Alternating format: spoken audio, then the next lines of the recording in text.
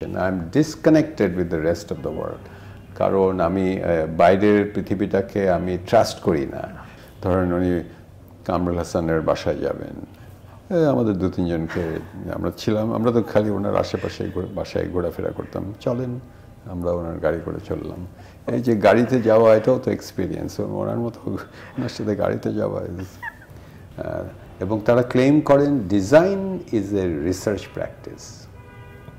মনীষীরা বলেছেন ঘরের দরজা জানালা খোলা রাখতে হবে, পৃথিবীর আলো বাতাস যেন আসা যাওয়া করে। মানে আর্কিটেক্টরা দারুণ দারুণ বাড়ি বানাচ্ছে, শহর যাচ্ছে ভেস্তে। আমি তো মনে করি, এখন তুমি আমাকে পুশিং মি, এই ধরনের বাড়ি ঘরই is a kind of escapism. আমি ঘরের মধ্যে গিয়ে বসে পড়ি আর মোটা পর্দা টেনে দিই। আমি কি খুলে রাখতে পারি? প্রথম দেখতে লেখা was like criticising Dhaka city. তো দেখলাম যে এটা তো যে কেউ পারে। হ্যাঁ, মানে জার্নালিস্টের ডেইলি খবর কাগজ খুলো, ওই ক্রিটিসিজম, এখানে ময়লা জমছে, এখানে পলিউশন হচ্ছে। বাংলার সংস্কৃতি যদি বলি বা সাংস্কৃতিক প্র্যাকটিস যদি বলি, এটার আদি ঘটনাটা কি ভাষা না স্থাপত্য?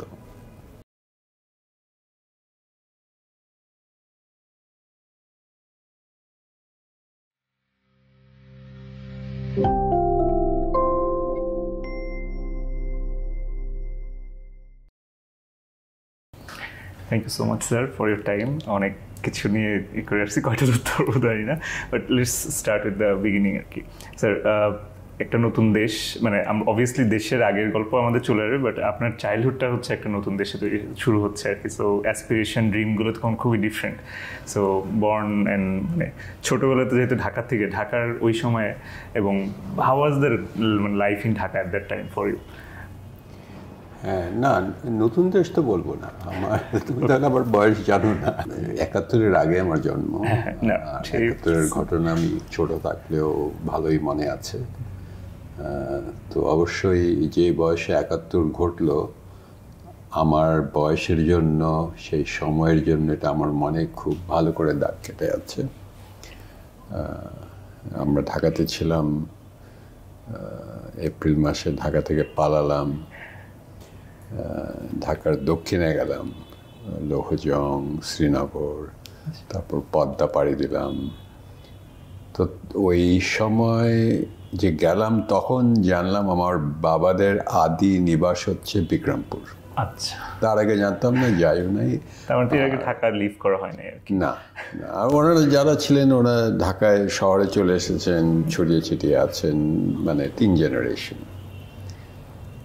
আর তারপর পদ্মার ওপারে গিয়ে ওখানেও কিছু আত্মীয় স্বজন তো বাড়ি হয়ে যায় সবার, তো ওখানে আরেক রকম অভিজ্ঞতা।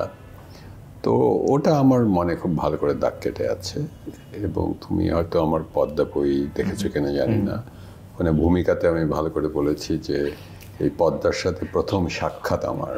হ্যাঁ, ওটা একটা ভয়ঙ্কর, একটা মানে দুদিক দিয়ে ভয়ঙ্কর। একটা তো ৭১-এর হত্যাযজ্ঞ চলছে, ওটা একটা পাকিস্তানি সেনাবাহিনীর কর্মকাণ্ড, আর আরেকদিকে পদ্মার এই ভয়ঙ্কর রূপ, দুটা মিলে অবশ্যই আমাকে দাগ কাটার মতো।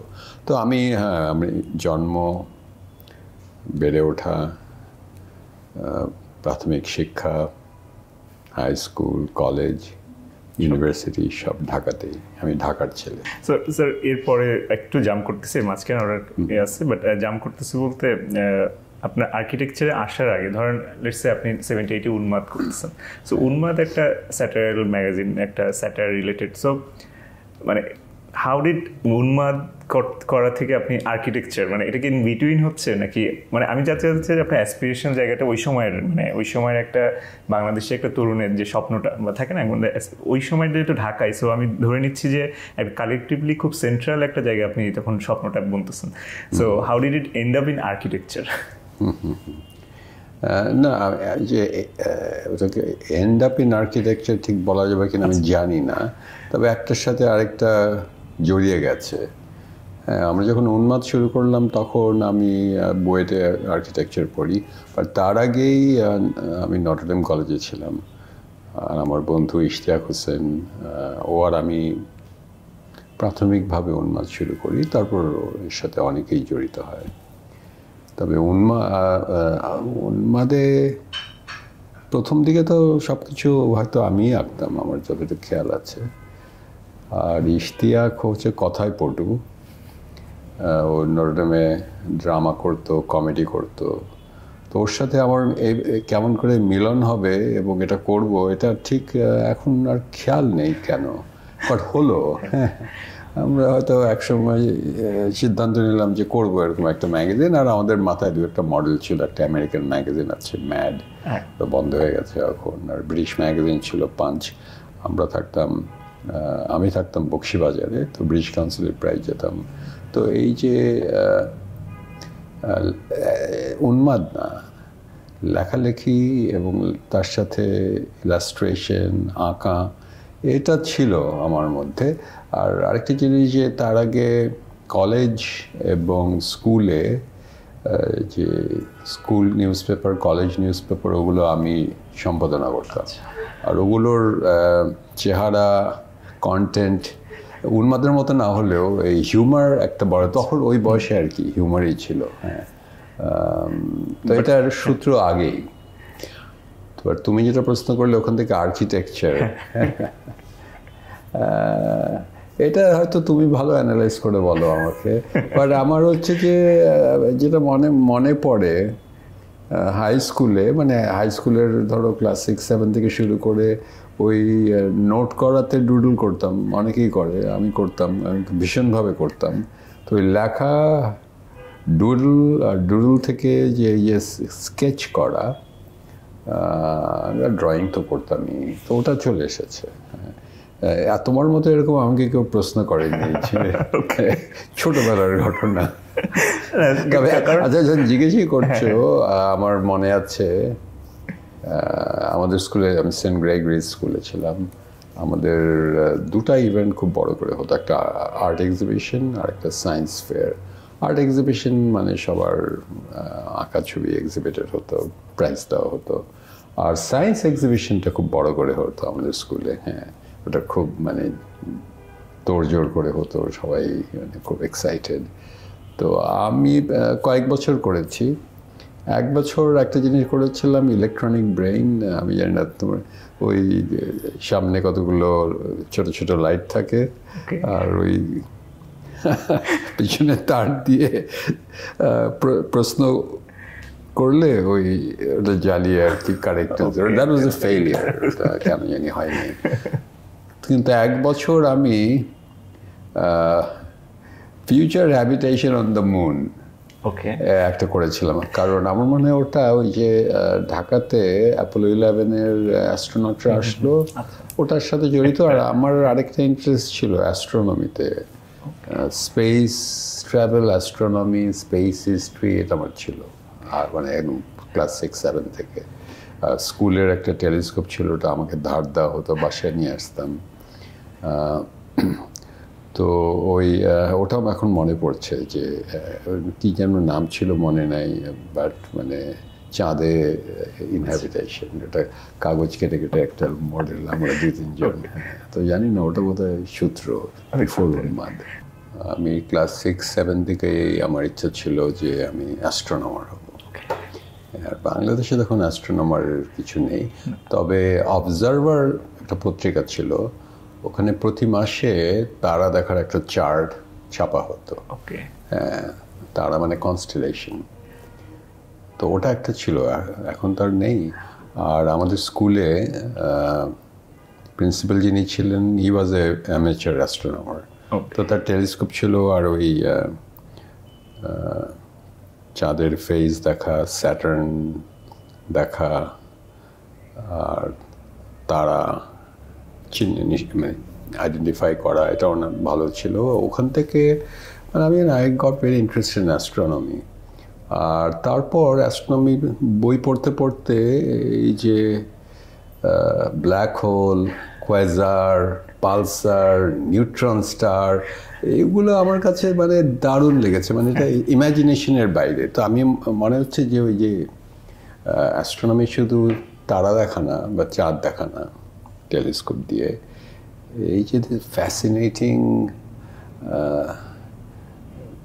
স্টেলার সিস্টেম, প্ল্যানেটারি বডিজ, এই যে পালসারের কথা জানো তো, পালসার তো একটা এক সূর্যই আর কি, স্টার, কিন্তু ওটা এত স্পিডে নিজের অক্ষে ঘুরে, মানে 1 সেকেন্ডে হয়তো মানে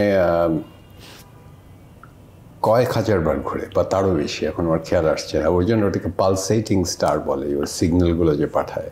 তো এইগুলো, আর ব্ল্যাক হোল তো এখন সবাই জানে, ব্ল্যাক হোলের খবর। তো ওই 66-67-এ এগুলো যখন দেখতাম, পড়তাম, আমার কাছে একটু অবিশ্বাস্য লাগতো এবং খুবই আমার কাছে আকর্ষণীয় একটা ব্যাপার ছিল। তো সেখান থেকে আবার মোড় ঘুরলো, আমি চিন্তা করলাম যে আমি নিউক্লিয়ার ফিজিক্স পড়বো। একইভাবে এই যে পার্টিকেলের বিহেভিয়ার, ইলেকট্রনের মধ্যে অ্যাক্সিলারেটর, এগুলোর প্রভাব ইলেকট্রনিক পার্টিকেলের উপর, এটাও আমি খুব ইন্টারেস্টেড হয়ে গেলাম। তো আমার বাবা দেখলো যে মুশকিল, অ্যাস্ট্রোনমার নিউক্লিয়ার ফিজিক্স এরকম কী হবে। তো উনি তো এমন ছিলেন যে উনি সরাসরি কোনো কিছুতে না করতেন না।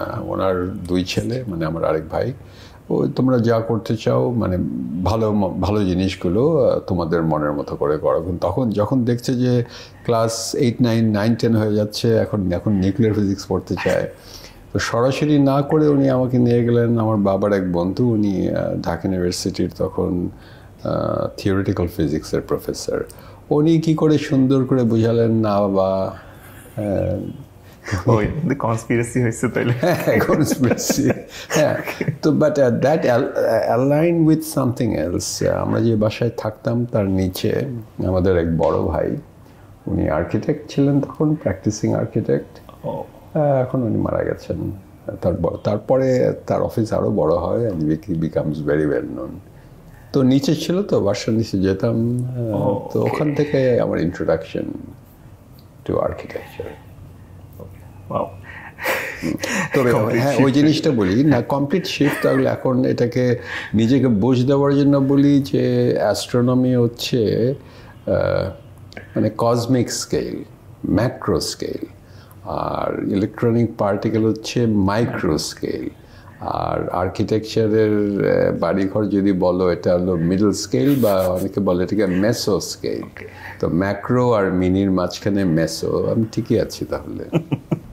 বুয়েটে ভর্তি হওয়ার পরে তো ধরেন আর্কিটেকচার একভাবে ইন্ট্রোডিউস করা, কিন্তু চেতনার কনসেপ্টটা ওটা কি একরকম ছিল, মানে এরপরে আস্তে আস্তে চেতনার দিকে যাওয়ার কি হলো, বা দ্য স্টোরি অফ চেতনা ইটসেলফ?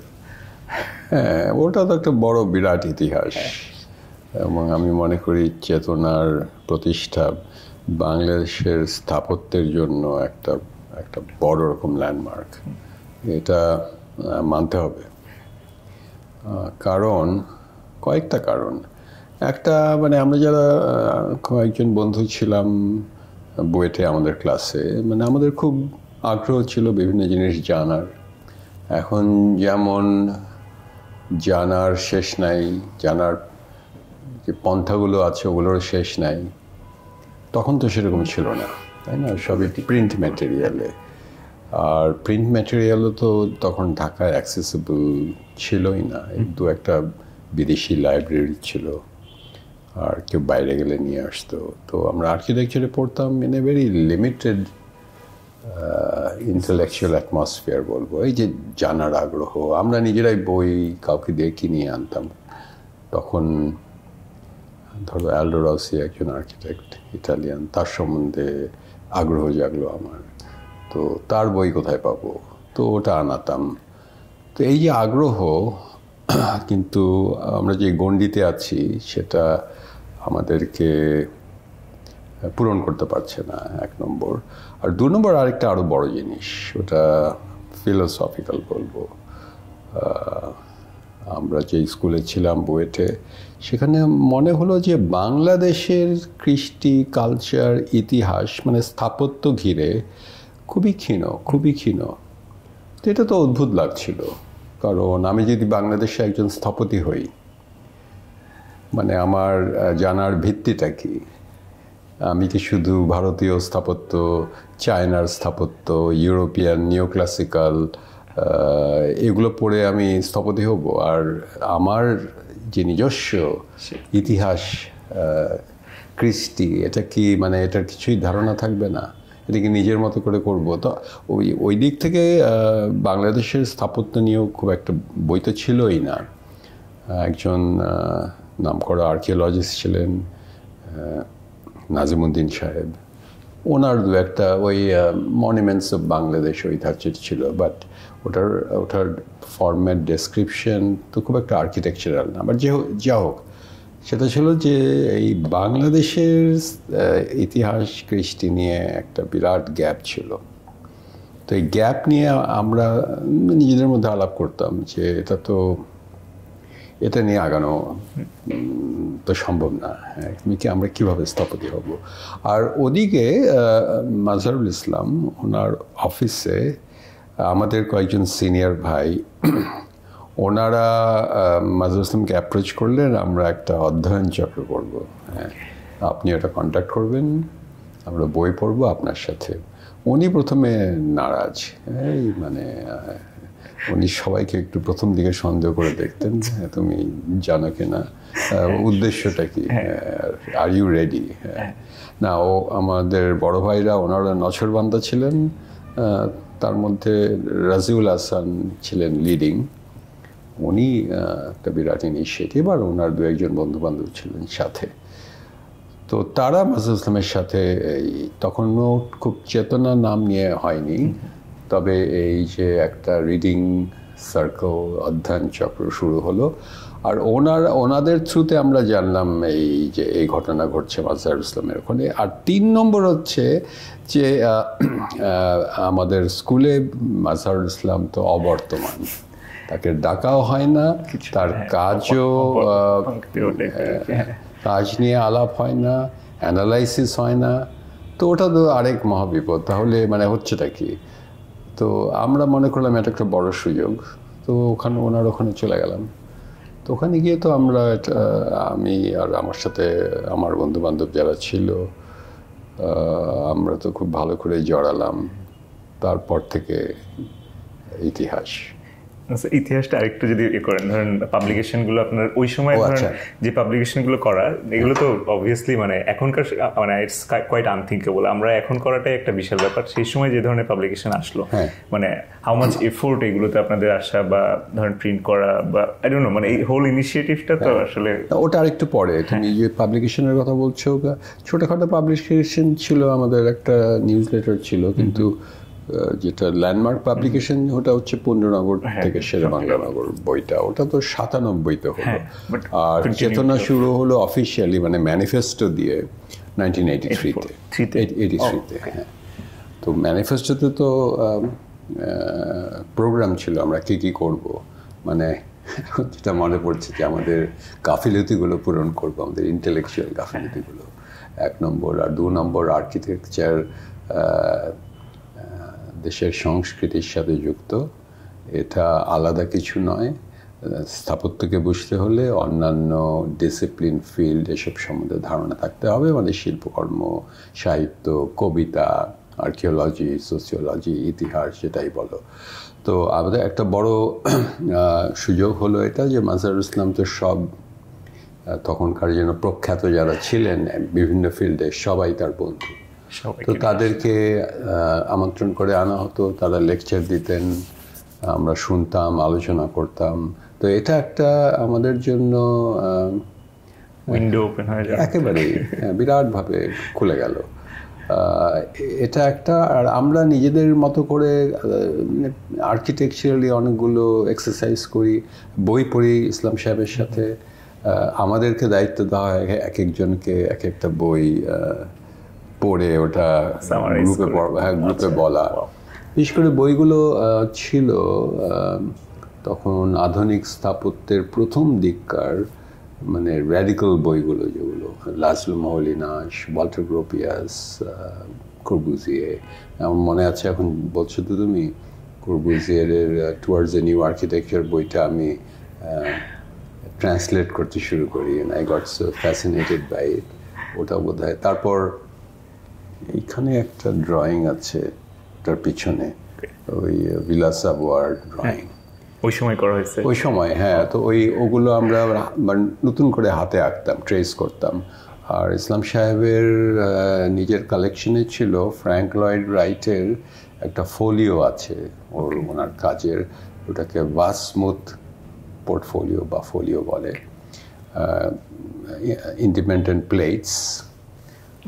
ও ফ্র্যাঙ্ক লয়েডের আঁকা পার্সপেক্টিভগুলো আছে না, খুব সুন্দর, ওটার একটা কালেকশন ছিল। আর প্ল্যানও ছিল বোধহয়, আমার ঠিক খেয়াল নাই। তো ওটাও আমরা আর কি হাতে ট্রেস করতাম, আমরা মডেল বানিয়েছি। তো এইভাবে আর কি মানে ইসলাম সাহেবের তদারকিতে অ্যানালাইজ করা, বই পড়া, আর্কিটেক্টদের কাজ অ্যানালাইজ করা, ডিসকাস করা, এটাও করেছি।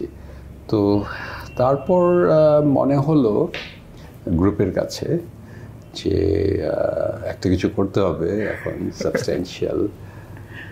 আর নাজিমুদ্দিন সাহেবের একটা স্লাইড শো হয়েছিল আমার মনে আছে, তখন তো স্লাইড শো খুব একটা হতো না। তো উনি আমাদের, যেহেতু উনি আর্কিওলজি ডিপার্টমেন্টে ছিলেন, ওনার ছবি তোলা ছিল বহু ধরনের মনুমেন্টের ছবি। তো আমাদের কতগুলো কাজ দেখালেন, আমরা তো দেখিও নাই, জানিও নাই, মানে বাংলাদেশের কাজ, বাংলাদেশের ধরো পুঠিয়া, তখন ওইটাই একটা মানে আনসিন টোটালি। 1980-তে পুঠিয়ার সম্বন্ধে কে কথা বলছে। আরও অনেকগুলো কাজ দেখালেন। তো ওগুলো দেখে তো সন্ধ্যাবেলা ইসলাম সাহেবের ওখানে বাগানে স্লাইড শো ওটা চলছে। তো আমাদের তখন একটা সিদ্ধান্ত হলো যে আমরা একটা ডকুমেন্টেশন প্রজেক্ট হাতে নেব, বাংলাদেশের একেবারে প্রথম থেকে শুরু করে। সপ্তাহ করা যাবে না, আমরা বোধহয় জানি না, আমার খেয়াল নেই এখন, 50টার মতো সিলেক্টেড মনুমেন্টস, প্রথম থেকে শুরু করে কন্টেম্পোরারি মানে কান পর্যন্ত। সেই জন্য নাম পুণ্ডরনগর থেকে শুরু হলো, সিলেক্টেড প্রজেক্ট। ওটা একটা রেফারেন্স সবার জন্য হবে, আমাদের জন্য তো হবেই। তো ওই সুবাদে একটা ডকুমেন্টেশন প্রজেক্ট হাতে নেওয়া হয়, একটা স্পন্সর্ড ডকুমেন্টেশন প্রজেক্ট। ওটারই কন্টেন্ট আমরা এই যে ন্যাশনাল মিউজিয়ামে ওটা বড় একটা এক্সিবিশন হয়, প্রথম একটা আর্কিটেকচারাল এক্সিবিশন। এগুলো সাংঘাতিক এক্সাইটিং ব্যাপার। আমি যখন এগুলো পড়তেছিলাম আমার কাছে মনে হচ্ছিল যে ধরেন কর্বুজিয়েরা যখন নতুন ম্যানিফেস্টো দিচ্ছে ওই টাইপের একটা ইয়ে আমার কাছে, তখন বেঙ্গল বা নতুন দেশে এই ধরনের একটা ইয়ে হচ্ছে, কোয়াইট আমার জন্য খুবই। আমি তো ওই জন্যই বলছি যে চেতনা একটা ল্যান্ডমার্ক, এটার ইতিহাস কারো লেখা উচিত। আর তো এক্সিবিশনটা হলো এবং তার পাশাপাশি বইটা হলো। বইটা আমরাই ডিজাইন করলাম, আমরাই গোছালাম, ছাপালাম। হ্যাঁ, আর আমার তো এই বই ছাপানো, বই করার একটা ফ্যাসিনেশন আছে, অবসেশন আছে, হোয়াট এভার ইট ইজ। তো ওটাতে নেমে পড়লে আর কিছু খেয়াল থাকে না। তো বাট আমি তো একা না, আমার সাথে সাইফুল হক ছিল, আর রাজিউল হাসান, খোকন ভাই ছিলেন। তো ওটা একটা বড় কাজ। তো ওটার সুবাদে আরও কিছু কাজ হয়েছে। আরেকটা বড় জিনিস হয়েছে, সেটাও লক্ষ্য করার মতো, বাংলাদেশের আর্কিটেকচারাল পরিবেশটা ইন্টারন্যাশনালাইজ করা। এটা কিন্তু লক্ষ্য করো, এখন তো অনেকে আসে যায়। I think first Aga 1985 or something. ওটা আমাদের ইনিশিয়েটিভে, মাজহারুল ইসলাম সাহেবের ইনিশিয়েটিভে আমরা জড়িত ছিলাম, উনি ইনভাইট করলেন। আর যেহেতু উনি আগা খান অ্যাওয়ার্ডের জুরার ছিলেন, আর ওনার একটা ওনাকে সবাই সমীহ করতেন, এটা উনি চার্লস কোরিয়ার সাথে ডিসকাস করলেন, যতটুকু খেয়াল আছে সবাই রাজি হলো। তো that was a big conference তখন। হ্যাঁ, ওটা আবার ওর সাথে তখন বোধহয় বুয়েটে ছিল জড়িত, যেহেতু আগা খানরা আরও ইনস্টিটিউশনকে জড়াতে চাচ্ছিল, কিন্তু ওটার সংগঠনটা পুরো আমাদের ছিল, কে আসবে না আসবে। হ্যাঁ, তো পল রুডলফ এসেছিলেন, মিনেট ডি সিলভা, ভারত থেকে কয়েকজন, হ্যাঁ না আর কে এসেছিলেন, জেফরে বাবা। তো আমরা তো জেফরি বাইকে চিনি না, তার তো কোনো বইটাই কিছু নাই। হ্যাঁ, তো বিরাট কায় একজন লোক। ছবি নেই এগুলোর কোনো, মানে অ্যাটলিস্ট পাবলিকলি আমরা কখনো ভাবে দেখি নাই আর কি। তো আগা খানদের কাছে আছে, ওটা যদি কেউ করতে চায় আমার মনে হয় ওটাও। হ্যাঁ, তো I think it was a landmark even in the sense যে রিজিনালিজম ইন আর্কিটেকচার ব্রড টপিক ছিল কনফারেন্সটার, সিম্পোজিয়ামটার। তো বাংলাদেশ ওটার একটা মানে প্ল্যাটফর্ম এই টপিকটা ডিসকাশন করার, এবং ওটার সুবাদে অনেক কিছু ঘটে। তারপর ওই যে জেফরি বাবার কাজ দেখলাম, তো দ্যাট ওয়াজ সো ইন্সপায়ারিং। হ্যাঁ, ওটা তো। এবং এরপরে আই থিঙ্ক 90s এর আর্কিটেকচার প্র্যাকটিসে একটা বড় শিফট, মেবি চেতনার একটা এখানে দাবি করা যাইতে পারে আর কি। এটা এখন মানে আমি তো ওইভাবে দাবি করবো না, অন্যরা বলে। হ্যাঁ, মানে যারা এখন বাংলাদেশের যারা পরিচিত নাম স্থাপত্যে, তারা এখন হয়তো অতটা বলেন না, কিন্তু আগে তো বলেছে যে ওটা একটা ইম্প্যাক্টফুল ছিল তাদের জন্য। আর ইতিহাসমুখী করানো, এবং ইতিহাস থেকে ইতিহাসমুখী করানো মানে না যে ইতিহাসে যা আছে ওটা সরাসরি করে ফেলা, বাট ওটা থেকে ইন্সপায়ার্ড হওয়া, ওটা একটা রেফারেন্স হিসেবে ব্যবহার করা। কারণ আমি যাই করি স্থপতি হিসাবে বাংলাদেশে, ঢাকায় বা বাংলাদেশের মধ্যে যেখানেই,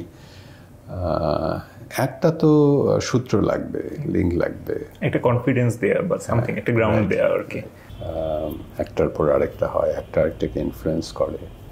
তো চেতনার অবদান অনেক বাংলাদেশের এই যে আর্কিটেকচারাল কালচারটাকে এখন যেরকম তরতাজা একটা টকবগে আর্কিটেকচারাল কালচার বলবো।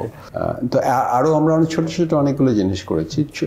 যেটা বললাম ওটা তো আগা খানের সাথে একটা বড় রকম মানে প্রোগ্রাম। ছোট প্রোগ্রাম আমরা নিজেরা করেছি, ছোট সেমিনার, একদিনের সেমিনার, দুদিনের সেমিনার। দুদিনের সেমিনার মধ্যে আমার মনে পড়ে আমি তারপর মাঝে এমআইটি চলে যাই, চেতনা আরও চলতে থাকে। এমআইটির থেকে এসে আমি আর আমার আরেক এমআইটির বন্ধু বাংলাদেশি, ও আমার ক্লাসেরই একজন, আমরা ছোট একটা ফান্ড নিয়ে এমআইটির থেকে ঢাকা শহরের উপর একটা ওয়ার্কশপ অন ঢাকা করি। হ্যাঁ, তো ওটা তো দারুণ ছিল। হ্যাঁ, আমরা বুড়িগঙ্গা নদীর পাড় স্টাডি করি, ঢাকার আরেকটা কয়েকটা এরিয়া স্টাডি করি, urban space, urban form, public space, নদীর পাড়, এই টপিকগুলো তখন আমরা খুব ভালো করে আমরা আলোচনা করি। তারপর আমি কিছু অন্যান্য জায়গার এই 3-4টা যে থিম বললাম, এই থিমে অন্যান্য জায়গার ক্লাসিক এক্সাম্পলসের ছবি এনেছিলাম। সবচেয়ে বড় কথা, মাজহারুল ইসলাম তো জড়িত ছিলেনই, খুব উৎসাহ ভরে। আর উনি একটা লেকচার দিয়েছিলেন, ওনার চিন্তায় ঢাকা শহর, স্কেচ ছিল ওনার, ঢাকার ম্যাপ, ওটাতে উনি হাতে এঁকেছিলেন, ওটার ছবি আছে বোধহয় কয়েক জায়গায়। তো এই যে ওনার লেকচার, আর স্থাপত্যকে এই যে ছোট একটা বাড়িঘর বা দুটা বাড়িঘর, এই চিন্তা থেকে আরও প্রসারিত হয়ে আরও বড় স্কেলে চিন্তা করা, to the scale of the city. এবং সিটিটাই যে বড় রকম চ্যালেঞ্জ, এগুলো সিঙ্গেল বাড়ি তৈরি করার চ্যালেঞ্জ একরকম, আর সিটিটা হলো আরেক রকম চ্যালেঞ্জ, যার সাথে আমাদের সামাজিক দায়বদ্ধতা জড়িত। একটা বাড়ি করার সাথেও দায়বদ্ধতা থাকে, কিন্তু ওটার দায়বদ্ধতা আর শহরের বিরাট তফাৎ।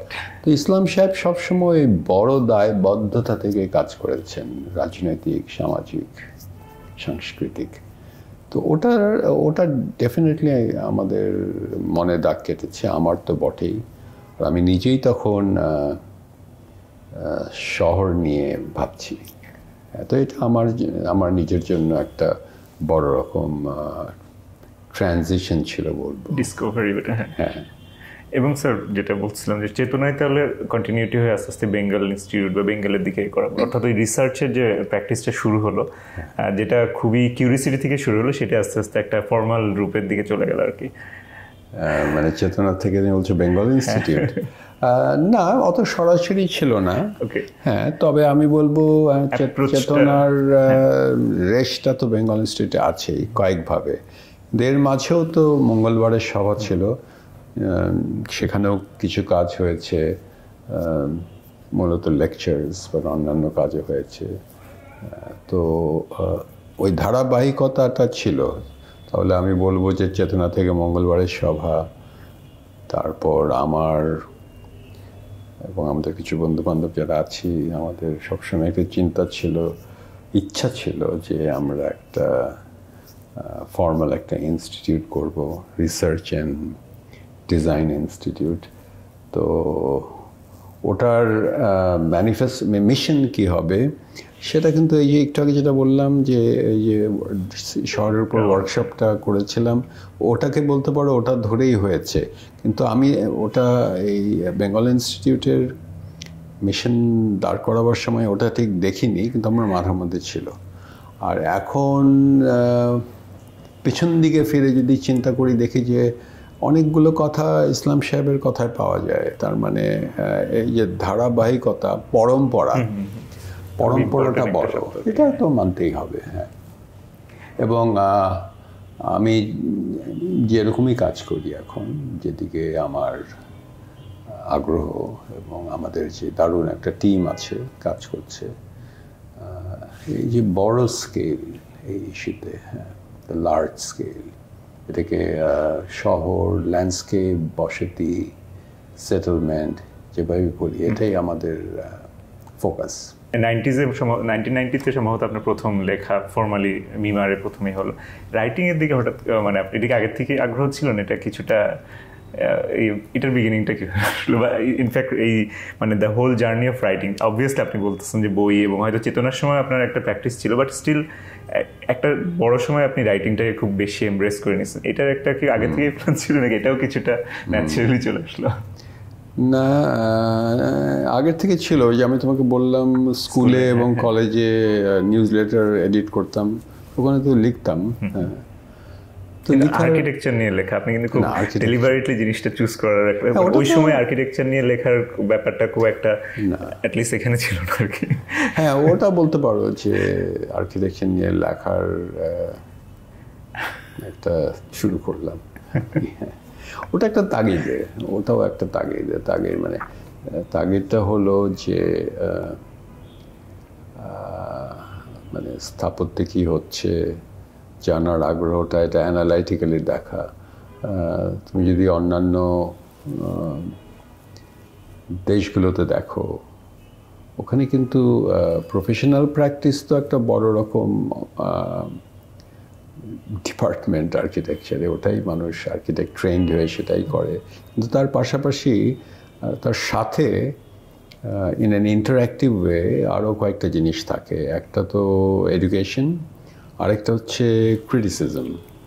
খুব ইম্পর্টেন্ট। হ্যাঁ, এই তিনটা ট্রায়াঙ্গেল। হ্যাঁ, তো এই একটা আরেকটাকে সম্পূরকের মতো, একটা আরেকটাকে এগিয়ে নিয়ে যায় এবং আরেকটাকে ক্রিটিকও করে। আমি এটাকে নিছক সমালোচনা না, কিন্তু থিওরিটিক্যালি ডেভেলপ করা, এটা খুবই জরুরি। কারণ আমাদের এখানে তো কতগুলো মানে ডিপার্টমেন্ট নাই। আমি যে ক্রিটিসিজম যদি না করো, যদি না শুনো, তাহলে তুমি নিজেই কিভাবে আগাবে আর অন্যরাও কিভাবে বুঝবে ভালো মন্দ। হ্যাঁ, আমরা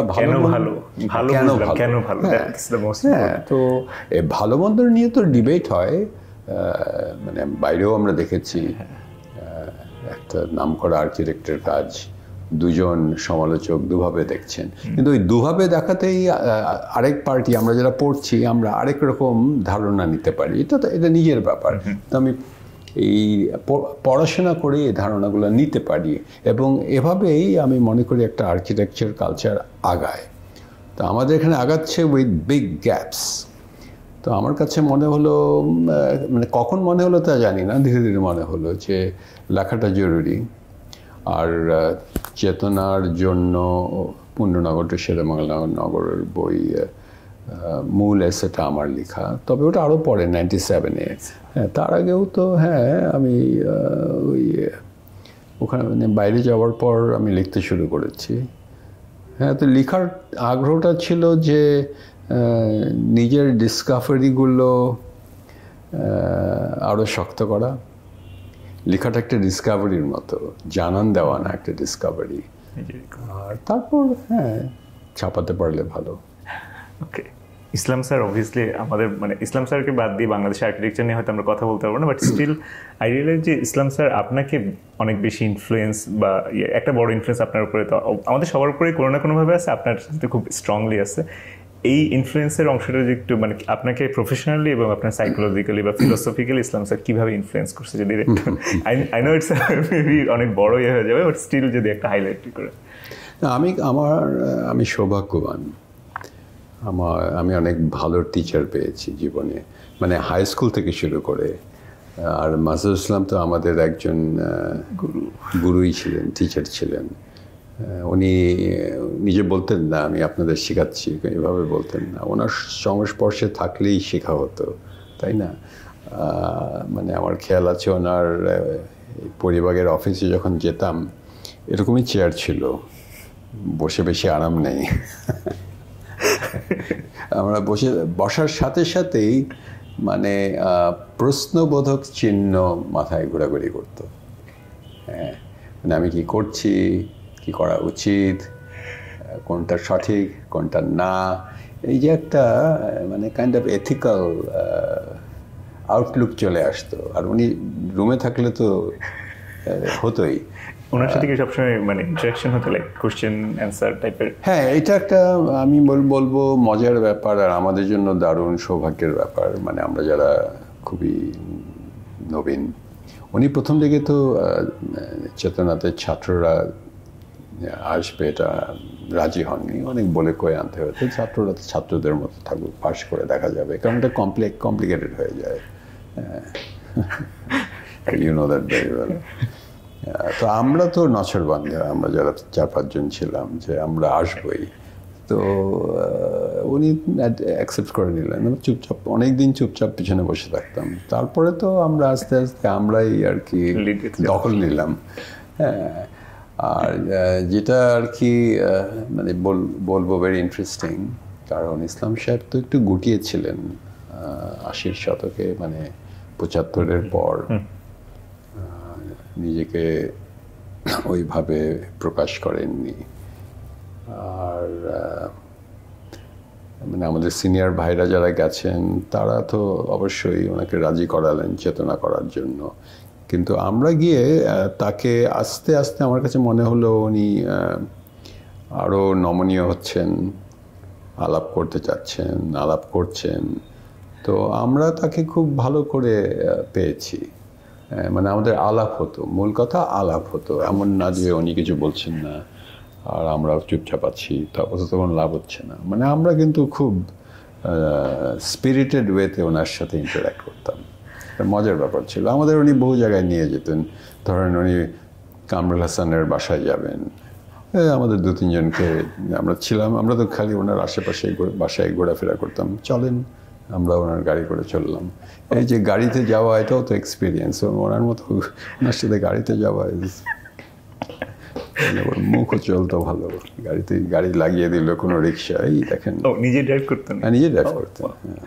আপনার এর মধ্যে মানে এরকম স্পেসিফাই করে বলা যায় যে ধরেন আপনি ওইখান থেকে বা না তুমি ইসলাম সাহেবের সাথে ফিলোসফিক্যাল বা কোনো না আপনার ইয়ার ক্ষেত্রেও পরবর্তী লাইফের যে প্র্যাকটিস বা এভরিথিং?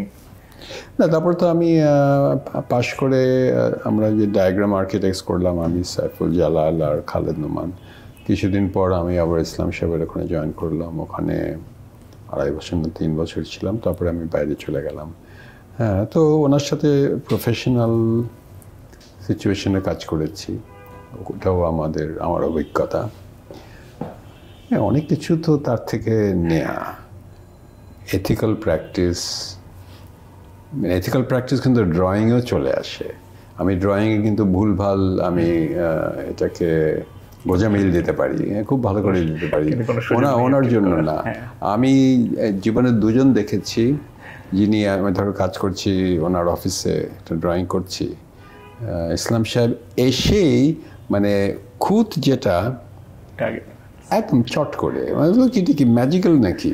হ্যাঁ, এরকম আরেকজন আমার MIT একজন প্রফেসর ছিলেন, হ্যাঁ, চট করে ধরে ফেলতেন। তো এই যে চোখ, হ্যাঁ, দেখার যে একটা প্রখরতা, এটা ওনার কাছে দেখেছি। আর স্থাপত্যের প্রতি আনুগত্য, যেভাবেই বলো, এটাও তো আর এর আগে তো আর কারোর সাথে আমার এইভাবে অভিজ্ঞতা হয়নি। হ্যাঁ, এরকম কেউ এবং ওই শব্দটাও আনুগত্য, স্থপতির প্রতি আনুগত্য, এটা খুবই একটা ইন্টারেস্টিং শব্দ বলছেন। হ্যাঁ, এগুলো জিনিস চলে এসেছে। হ্যাঁ, আবার প্রশ্ন করা, সব কিছুকেই প্রশ্ন করা যায়, এটা অবশ্য আমার দুভাবে এসেছে। মানে হোলি কাউ বলে কিছু নেই, সব কিছুই প্রশ্ন করা যায়, প্রশ্ন করার দরকার সুষ্ঠুভাবে। সেটা আমার বাড়িতেও, আমার বাবা মা, আমার উই আর অ্যান অ্যাটমসফিয়ার, আলাপ বিতর্ক, খাবার টেবিলে, মানে উই কুড ডিসকাস এনিথিং। তো আমার মনে আছে, আমি যখন ইসলাম সাহেবের ওখানে কাজ করি, তো আমার মাকে আবার একটু খোঁচাতাম। আমার মা ওয়াজ এ প্রফেসর কলেজে, কিন্তু একটু মানে একটু খোঁচালে সহজেই উনি একটু রেগে যেতেন। হ্যাঁ, আমরা দু ভাই খোঁচাতাম মানে ধরো ওনার যে একটু ধর্ম নিয়ে এটা করা উচিত, ওটা করা উচিত, আমরা তো অন্য আরেকটা জিনিস বললাম, তো উনি বললেন নিশ্চয়ই তুমি মাজার ইসলাম থেকে শিখে এসেছো। বাসায় এটাকে ব্যাড ইনফ্লুয়েন্স হিসেবে দেখা হইতো না, ওনাকে সমীহ করা হতো। বাট এই যে বিতর্কের মধ্যে বড় হওয়া, এটা বাসাতেও ছিল এবং এখন কাজে বা আমাদের যে সংগঠন, এটা সারাক্ষণ ছিল। এটা মনে করি আমি, মানে এই যে উঠতি একজন স্থপতি, এটা তার জন্য একটা বিরাট গিফট। হ্যাঁ, এটা নিয়ে এগিয়েছি এবং নিজে থেকে আরেকটা জিনিস বলি ভালো করে, নিজেকে বড় কিছু মনে না করা। তো ইসলাম সাহেব তো তখন, আমরা যখন ওনাকে দেখি, ইজ অলরেডি তখন একটা বড় মাপের মানুষ, মনীষী, কিন্তু এই ভাবটা তার মধ্যে কোনোদিন আমি দেখিনি। হি ওয়াজ ভেরি মডেস্ট। নিজের কাজ সম্বন্ধে তো কোনোদিন বলেননি। আমরা অনেক কষ্ট করে রিকোয়েস্ট করে হয়তো দু একটা প্রোগ্রাম করেছি নিজেদের মধ্যে, নিজেকে জাহির করে কোনো কিছু বলেননি কারো কাছে। আজকাল তো সেটা আছে কি, তুমিই বলো আমাকে। হ্যাঁ, তো এই ব্যাপারগুলো সব মিলে এটা অবশ্যই আমাদের মধ্যে দাগ কাটার কথা। তারপর আমি তো বাইরে যাই, তো আমি যেটা বললাম যে অনেক ভালো শিক্ষকের সান্নিধ্য পেয়েছি। হ্যাঁ, তো I think I am very lucky in that sense. এক একজন থেকে এক একটা জিনিস পেয়েছি। প্র্যাকটিস এবং রিসার্চ, আমাদের এইখানের প্র্যাকটিসে, মানে অ্যাটলিস্ট বাংলাদেশের এতে যদিও এই যে চেতনার স্টোরি থেকে অনেক কিছু চলে আসে, তারপরেও এই একটা গ্যাপ সবসময় একটা ফাইট করে আর কি, যে আচ্ছা, যে প্র্যাকটিসিং আর্কিটেক্ট ও মোটামুটি জাস্ট পাস করে ও মোটামুটি ওর প্র্যাকটিস শুরু করে ফেলছে, আরেকটা হচ্ছে রিসার্চ আর্কিটেক্ট, ও রিসার্চ করবে, মানে দ্যার ইজ এ গ্যাপ। কিন্তু প্র্যাকটিক্যালি যখন আমরা জানি বা বোঝার চেষ্টা করি, তখন জানি যে একটা, মানে specially the word architecture itself অনেক কমপ্লিকেটেড একটা জায়গায় চলে যায়। এবং এখানে আমার একটা মানে পয়েন্টও আছে যে should we call everyone architect, like if you call everyone architect then ওইখানে একটা গ্যাপ তৈরি হয়। We should call builder, I don't know, there can be so many. কিন্তু যখন আর্কিটেক্ট বলি তখন শব্দটা অনেক বড় হয়ে যায়। সো তখন যে দেখি যে আচ্ছা আর্কিটেক্ট কিন্তু ও করতেছে নন আর্কিটেকচারাল কাজ, আই ডোন্ট নো, আপনি আরো বেটার বলতে পারেন। ওই যে রিসার্চ গ্যাপ হয়ে গেলে তখন সে আদৌ আর্কিটেক্ট হইতে পারে কিনা একটা ইয়ে থাকে, কিন্তু তার মানে এই না যে মানে ভালো আর্কিটেকচার করতে গেলে, মানে এই যে গ্যাপটা, যে রিসার্চ এবং আর্কিটেকচারটা বা প্র্যাকটিসটা একসাথে মার্জ করে কি করা পসিবল হয়, বা করতে পারলে সেটা প্রফেশনের জন্য কতটুকু, মানে এরকম একটা গ্যাপ কাজ করে। রিসার্চ এবং প্র্যাকটিস দুটাকে দেখছো একটা বিপরীতমুখী হিসাবে। আমি অ্যাটলিস্ট প্র্যাকটিসে তাই দেখতেছি, মানে প্র্যাকটিক্যাল ফিল্ডে সেটা দেখতেছি আর কি। তুমি রিসার্চ ছাড়া কিভাবে প্র্যাকটিস করো বলো? মানে খুব সহজভাবেই একজন আর্কিটেক্ট যদি একটা কাজ করে, একটা সাইট দেওয়া হলো, একটা প্রোগ্রাম, মানে ইনহেরেন্টলি কতগুলো রিসার্চ তো ঘটে যায়, তাই না? আমি এই করব, ওই করব, সাইটে কিভাবে বসাবো, ইনহেরেন্টলি ওটাকে রিসার্চ না বলেও ওটা ইজ ওটার মধ্যে নিহিত। না, মানে আমি বলছি যে ডিজাইন অ্যাজ অ্যান অ্যাক্টিভিটি, ওখানে already research is integrated with it. Otherwise কি হুট করে তো কিছু করি না আমরা। তো that differs us from artist. আমি দেখছি আমরা করি সো তাহলে তো যারা করে ওদেরকে আনো প্লিজ, দে আর মানে ওরা তো জিনিয়াস, তো তাহলে বলবো ফ্যান্টাস্টিক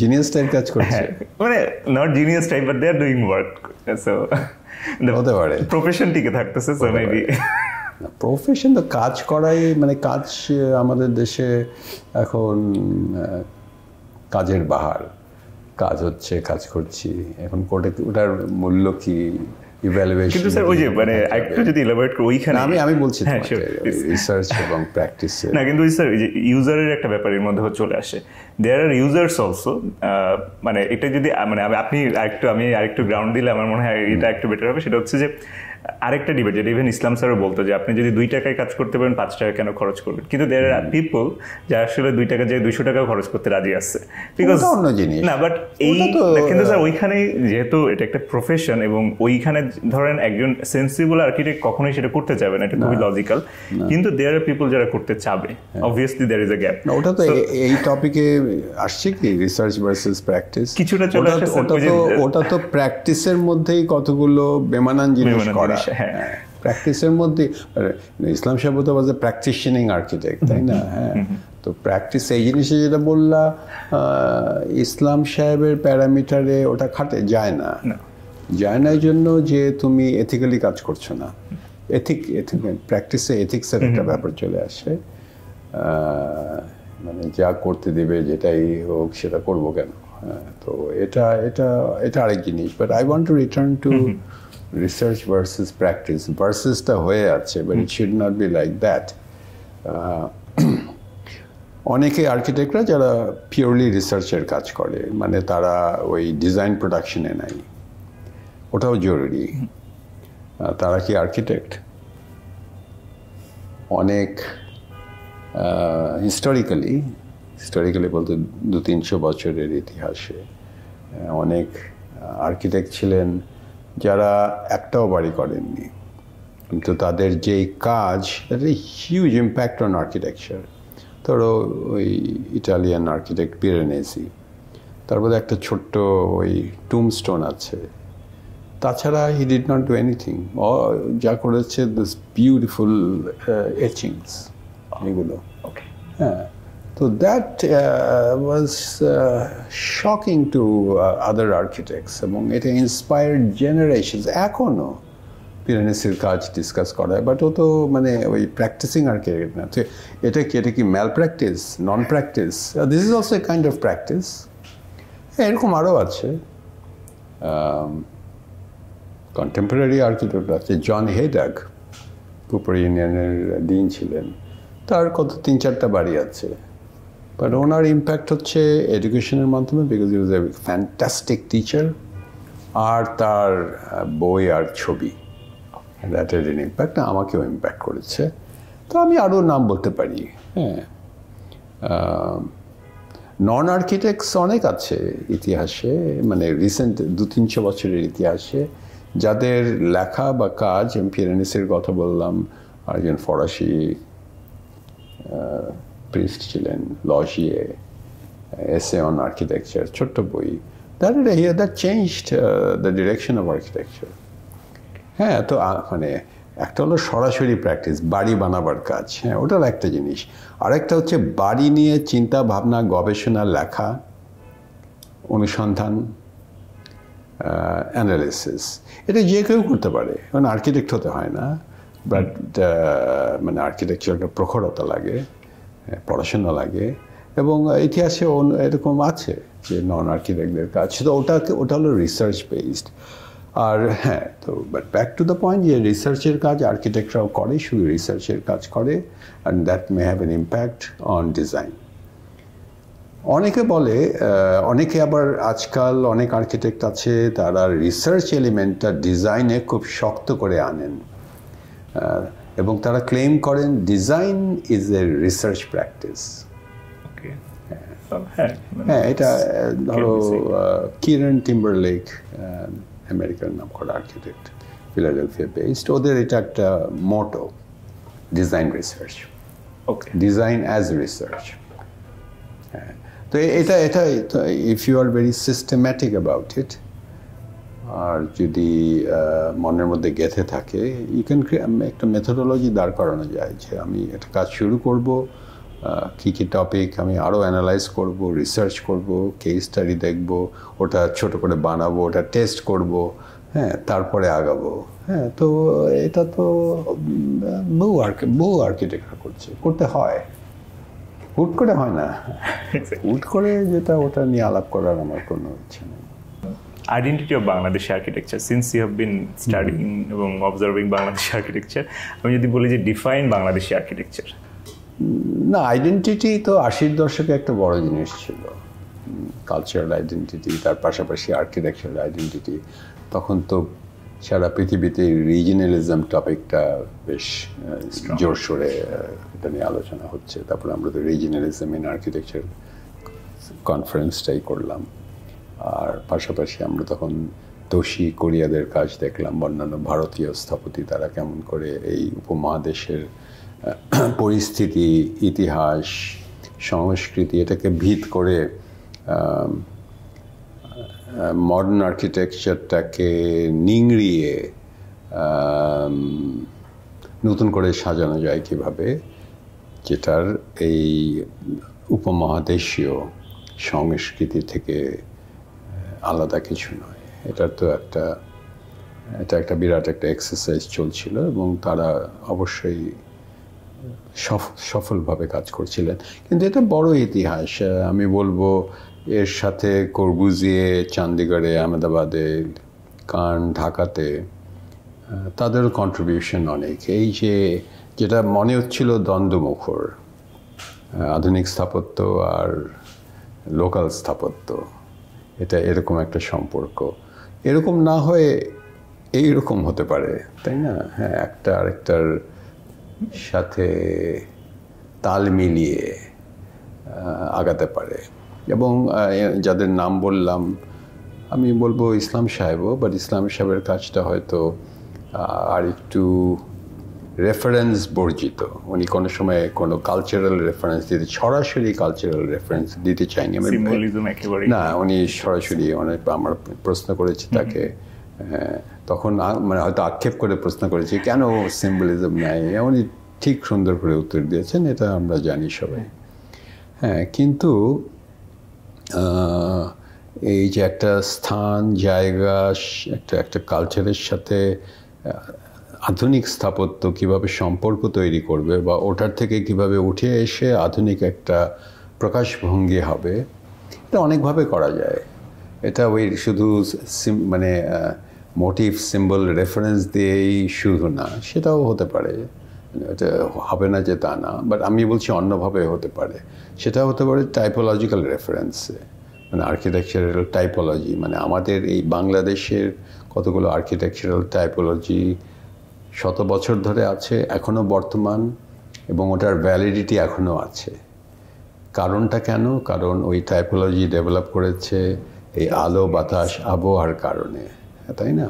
তো ওটা নিয়ে আমি অনেক আগে লিখেছিলাম, একটা টার্ম দিয়েছিলাম প্যাভিলিয়ন প্যারাডাইম বা প্যাভিলিয়ন রাগার পেইন্টিংটা সবসময়। হ্যাঁ, আমি সবসময় ওটা আমার প্রিয়।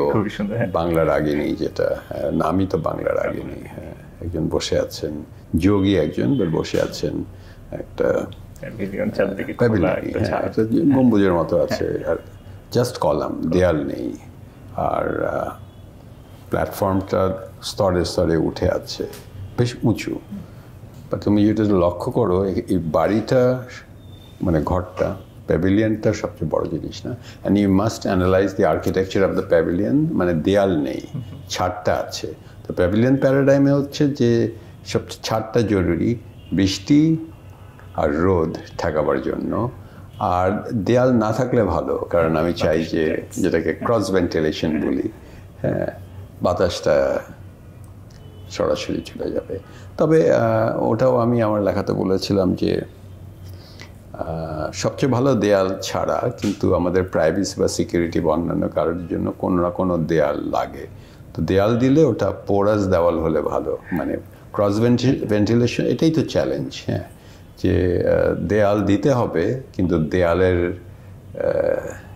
সলিডনেসটা আমি উধাও করে দেব যে কোনোভাবেই হোক। হ্যাঁ, তো ওটা তখন আমি প্রথম আমার একটা প্রপোজিশন ছিল যে বাংলাদেশের আর্কিটেকচারাল আইডেন্টিটি ওই প্যাভিলিয়ন প্যারাডাইম ধরে হবে, এবং প্যাভিলিয়নটা ওটা লিটারালি প্যাভিলিয়ন হতে হবে যে তা না। আমি হয়তো একটু বেশি করে বলেছিলাম যে অ্যানালাইজ করলে সংসদ ভবনকেও প্যাভিলিয়ন প্যারাডাইম বলা যেতে পারে। হ্যাঁ, এটা ডিবেটেবল ওয়ার্ডে বলেছিলাম তখন, বাট ইসলাম সাহেবের প্রায় কাজে তো সেটা আছে, পল রুডলফের ময়মনসিংহ ইউনিভার্সিটিতে সেটা আছে। তো ওগুলো তো সবই আধুনিক কাজ। হ্যাঁ, ম্যাটেরিয়াল, স্পেস অর্গানাইজেশন, এক্সপ্রেশন, হ্যাঁ, অ্যাবস্ট্রাক্ট ধাঁচের, কিন্তু ওই প্যাভিলিয়ন মডেলের ধাঁচে করা। তো আমি মনে করি আমার কাছে প্রাথমিক যদি আইডেন্টিটির কথা বলো, এই কথাগুলো এখন আর মানুষ বলে না। Identity is a very questionable topic. 80-এর দশকে ছিল। করা হয় আর কি, না মানে ওয়ার্ল্ড যেভাবে এখনের ভিউটার কারণে না, ওটার থেকে না। এটার কারণ হচ্ছে অনেক ক্রিটিক যারা এটাকে আবার নিংড়িয়ে এটাকে নেগেটিভ সাইডটা দেখেছেন। আইডেন্টিটির কথা বলতে গেলে এক হচ্ছে তুমি প্যারোকিয়াল হয়ে যেতে পারো, অথবা তুমি ফ্যাসিস্ট হয়ে যেতে পারো। হিটলারের কথা বলে বসে যে ও তো একেবারে রিজিনাল জার্মান, হ্যাঁ, তাই না? তো এটা হচ্ছে নেগেটিভ সাইড। হ্যাঁ, তো এই যে ব্যালেন্সটা রাখা, এক সেন্সে আমি আমার নিজের ঘরটা গোছাবো, কিন্তু ঘরের যেটা মনীষীরা বলেছেন, ঘরের দরজা জানালা খোলা রাখতে হবে, পৃথিবীর আলো বাতাস যেন আসা যাওয়া করে। হ্যাঁ, তো এইটা এখন কঠিন ব্যালেন্স। এর সাথে আবার যুক্ত তুমি যেটা একটু আগে বললে, গ্লোবালাইজেশন, ইন্টারন্যাশনালাইজেশন। আরও বিশেষ করে প্রবলেম হচ্ছে কর্পোরেটাইজেশন এবং কমার্শিয়ালাইজেশন। 80-র দশকে আমরা চিন্তা করতে পারি নাই এই যে ধরো 20-25 বছর 30 বছর পর এই হারে কর্পোরেটাইজেশন হবে। তো কিন্তু স্যার এটা তো এখন আর ইগনোর করারও সুযোগ নেই। প্লাস একটু যদি অ্যাড করি, প্যাভিলিয়নের ব্যাপারেও যদি বলি, বা ধরেন রিজিওনালিজমের যে ব্যাপারেও যদি বলি, এখন একটা ডিবেট বলা হয় যে ইটস আ বিট স্লো। মানে এখন তো মানুষ অনেক ফাস্টার চাচ্ছে, বা একটা যে কারণে ঢাকা শহরে যে চোখের সামনে কিছু একটা হয়ে গেছে আর কি, এরকম একটা জায়গায় এগুলোর প্র্যাকটিক্যালি এটা আমরা কিভাবে ডিবেটটা করবো আর কি, বা এটার আমরা মানে ফাইটটা কিভাবে করবো আর কি, সেটা একটু যদি ফাইট যদি করতে চাও, না করলেও কিছু করার নেই আসলে। না করতে চাইলে তো গায়ে লিয়ে দিলাম, বাতাসে ভেসে গেলাম, যেটা গ্লোবাল প্রেসারে হচ্ছে, কমার্শিয়াল প্রেসারে হচ্ছে। বেশিরভাগই মানুষজন তো ওটার রেসপন্সেই করছে। এটাই বললাম। তো আমাদের ঢাকা শহরে ডেভেলপমেন্টের একটা বড় অংশ, ভালো মন্দ যেটাই হোক, এবং এটা অবশ্যই এটা আলাপ করার ব্যাপার আছে, সেটা হচ্ছে রিয়েল স্টেট। আমরা 80-র দশকে এত তোড়জোড় দিয়ে রিয়েল স্টেট দেখিনি, মানে আমাদের চোখের সামনে শুরু হলো। আর এখন তো ঢাকা শহর দাপড়ে বেড়াচ্ছে রিয়েল স্টেট ডেভেলপাররা, প্রাইভেট। হ্যাঁ, 80-র দশকে তো প্রাইভেটের কোনো নমুনাও ছিল না, একটা দুটা ওই এখানে সেখানে। আর এখন ঢাকার যদি ডিজাইনই হচ্ছে অনেকটা এই ফিল্ডের ডিমান্ডের উপরে বেস করে। হ্যাঁ, ঢাকার যদি তুমি ল্যান্ড এরিয়া দেখো, and water area, I must emphasize. সেটা তো আমি বলবো, if you look at the map, 50% হচ্ছে প্রাইভেট ডেভেলপারদের আওতায়, one way or another. আর তারপরে যদি আরো অনুসন্ধান করে দেখো যে how much damage has been done ecologically and environmentally, যে ঢাকার চেহারা বদলে দিয়েছে তারা। হ্যাঁ, তো তুমি সাধুবাদ দিতে পারো, আপনি আমার শহরের চেহারা বদলে দিচ্ছেন। কিন্তু দিলে হয়তো করা যেত। হ্যাঁ, না, অনেকভাবে করা যেতে পারতো। তো ওখানেও আর্কিটেক্টরা কন্ট্রিবিউট করেনি। মানে কিসে কন্ট্রিবিউশন? একটা তো যেটা আমি বলি সবসময়, ঢাকার একটা ইকোলজিক্যাল ম্যাট্রিক্স আছে, সব শহরেই আছে। ঢাকার এটা সব শহর এক না, বা সব শহরের যেখানে অবস্থিত সেটা এক না। ঢাকা ইজ এ হাইড্রোলজিক্যালি পাওয়ারফুল একটা কনটেক্সটে একটা শহর, চতুর্দিকে পানি। আমি তো অনেক সময় বলেছি ঢাকা ইজ অ্যান আইল্যান্ড। হ্যাঁ, শুধু তো আইল্যান্ড না, মানে চতুর্দিকে নদী না, নদীর সাথে খাল বিল জলাশয়, মানে ইটস দ্য ফ্যান্টাস্টিক নেটওয়ার্ক, এরকম ইসলাম সাহেব বলতেন, এবং ওখান থেকেই হয়তো আমরা ওই পরম্পরায় বলছি। তো ওটা ইজ এ পাওয়ারফুল ফ্যাক্টর, এবং ওটার সম্বন্ধে আমাদের ঢাকা শহরের দেশে আইন আছে ওটাকে রক্ষা করা, আমরা সবাই জানি। সো ওটা একটা ফ্যাক্টর বা ফোর্স। আর আরেকটা ফোর্স হচ্ছে কমার্শিয়াল ফোর্স। কমার্শিয়াল ফোর্স হচ্ছে ডেভেলপ করব, বাড়িঘর লাগবে, টাকা পয়সা হবে, হ্যাঁ, তো এটা একটা বিরাট ফোর্স। তো দুইটা ফোর্সও এখন মানে বিপরীতমুখী। আমার কথা হলো যে বিপরীতমুখী হতে হবে কেন? তুমি ইকোলজিক্যাল ম্যাট্রিক্স রক্ষা করে অন্যরকম একটা আরবান ফর্ম কি চিন্তা করা যায় না? এই যে প্লট করে, এই যে আমার পাশে সব জায়গাতে একটা প্লট করে পুটিশ করে একটা বাড়ি উঠলো, এবং আমরা সবাই খুব দারুণ আর্কিটেকচার করছি, ওটাই বাংলাদেশে সাংঘাতিক আর্কিটেকচার করার নমুনা। আমি অন্য জায়গায় এরকম দেখিনি যে অ্যাপার্টমেন্ট বিল্ডিং করে আমরা ডাকসাইটে আর্কিটেক্ট হয়ে যাই। হ্যাঁ, তো but we are actually by doing that, ঠিক আছে, আর্কিটেক্টরা তো কিছু লিমিটেশন আছে, আমি কতটুকু করতে পারি বা না পারি। কিন্তু আমি যেটা বলছি, আমিও জড়িত, আমাদের একটা ফেইলিয়ার আছে, আমরা ওই যে থার্ড ফর্মটা ডেভেলপ করতে পারিনি। ইকোলজি আর কমার্স থার্ড ফর্ম, যেটার ভিত্তিতে ইকোলজিক্যাল যেই ডাইনামিকটা আছে ওটাও রক্ষা হবে, আর কমার্শিয়াল যে ডিমান্ড আছে ওটাও রক্ষা হবে। তো সেটার তো আমি নমুনা দেখি না, পৃথিবীর অন্য জায়গায় আছে। তো আমরা সরাসরি কমার্সের দিকে চলে গেলাম। আমি শুধু ঢাকার ক্ষেত্রে বলছি, বাংলাদেশে অনেক রকম আর্কিটেকচার হচ্ছে, ভালো ভালো আর্কিটেকচার। ওই যে কমার্সের ফোর্সটা সবসময় সব জায়গাতে ইনফ্যাক্ট, কারণ বাকিরা তো ঢাকা হইতে চাই, সো ওখানে আরেক ধরনের প্রবলেম তৈরি হচ্ছে।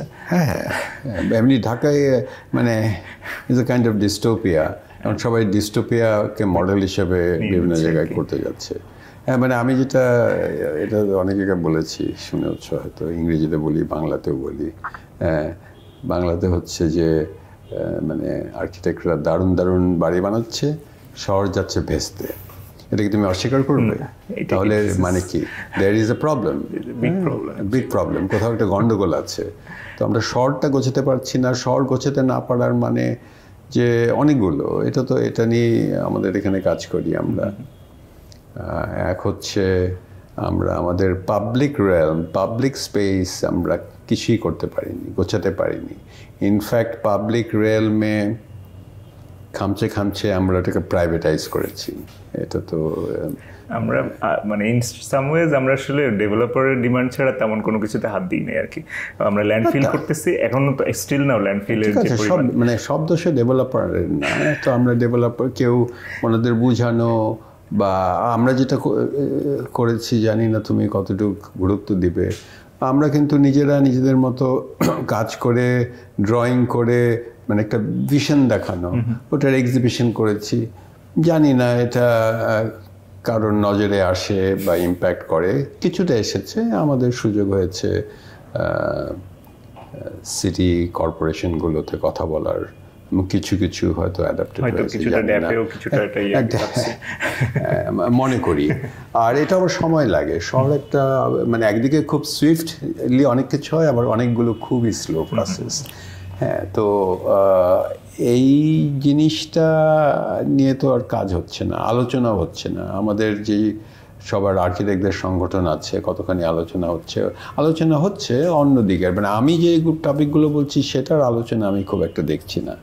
হ্যাঁ, আর এই যে থার্ড ফর্ম যেটা বলছি, হোয়াট এভার ইট ইজ, নাম দিলাম থার্ড ফর্ম, যে থার্ড ফর্ম মানে যেটা এখনো আসেনি, যেটা আসা উচিত, যেটা দিয়ে আমরা শহর সাজাবো, যেখানে এক নম্বর পাবলিক স্পেসের কথা বলছি, নাই সেটা থাকবে, নদীর সাথে সম্পর্ক নাই সেটা থাকবে, হাউজিং কোথায়, মানে ইটস ইনক্রেডিবল, এত মানে একটা megapolis, public housing, social housing, group housing, mass housing, কোনো নমিনাই নাই, দু একটা হয়তো আছে, কিন্তু তাও আগের, মানে এটা কি, মানে হোয়াট ইজ রং? মানে আমরা পারিনি। আমরা আবার এই অ্যাপার্টমেন্টকে বলছি হাউজিং, মানে হাউজিং আলারাই, মানে অ্যাপার্টমেন্ট আলারাই বলছে এটা housing, but I reject that, it's not housing.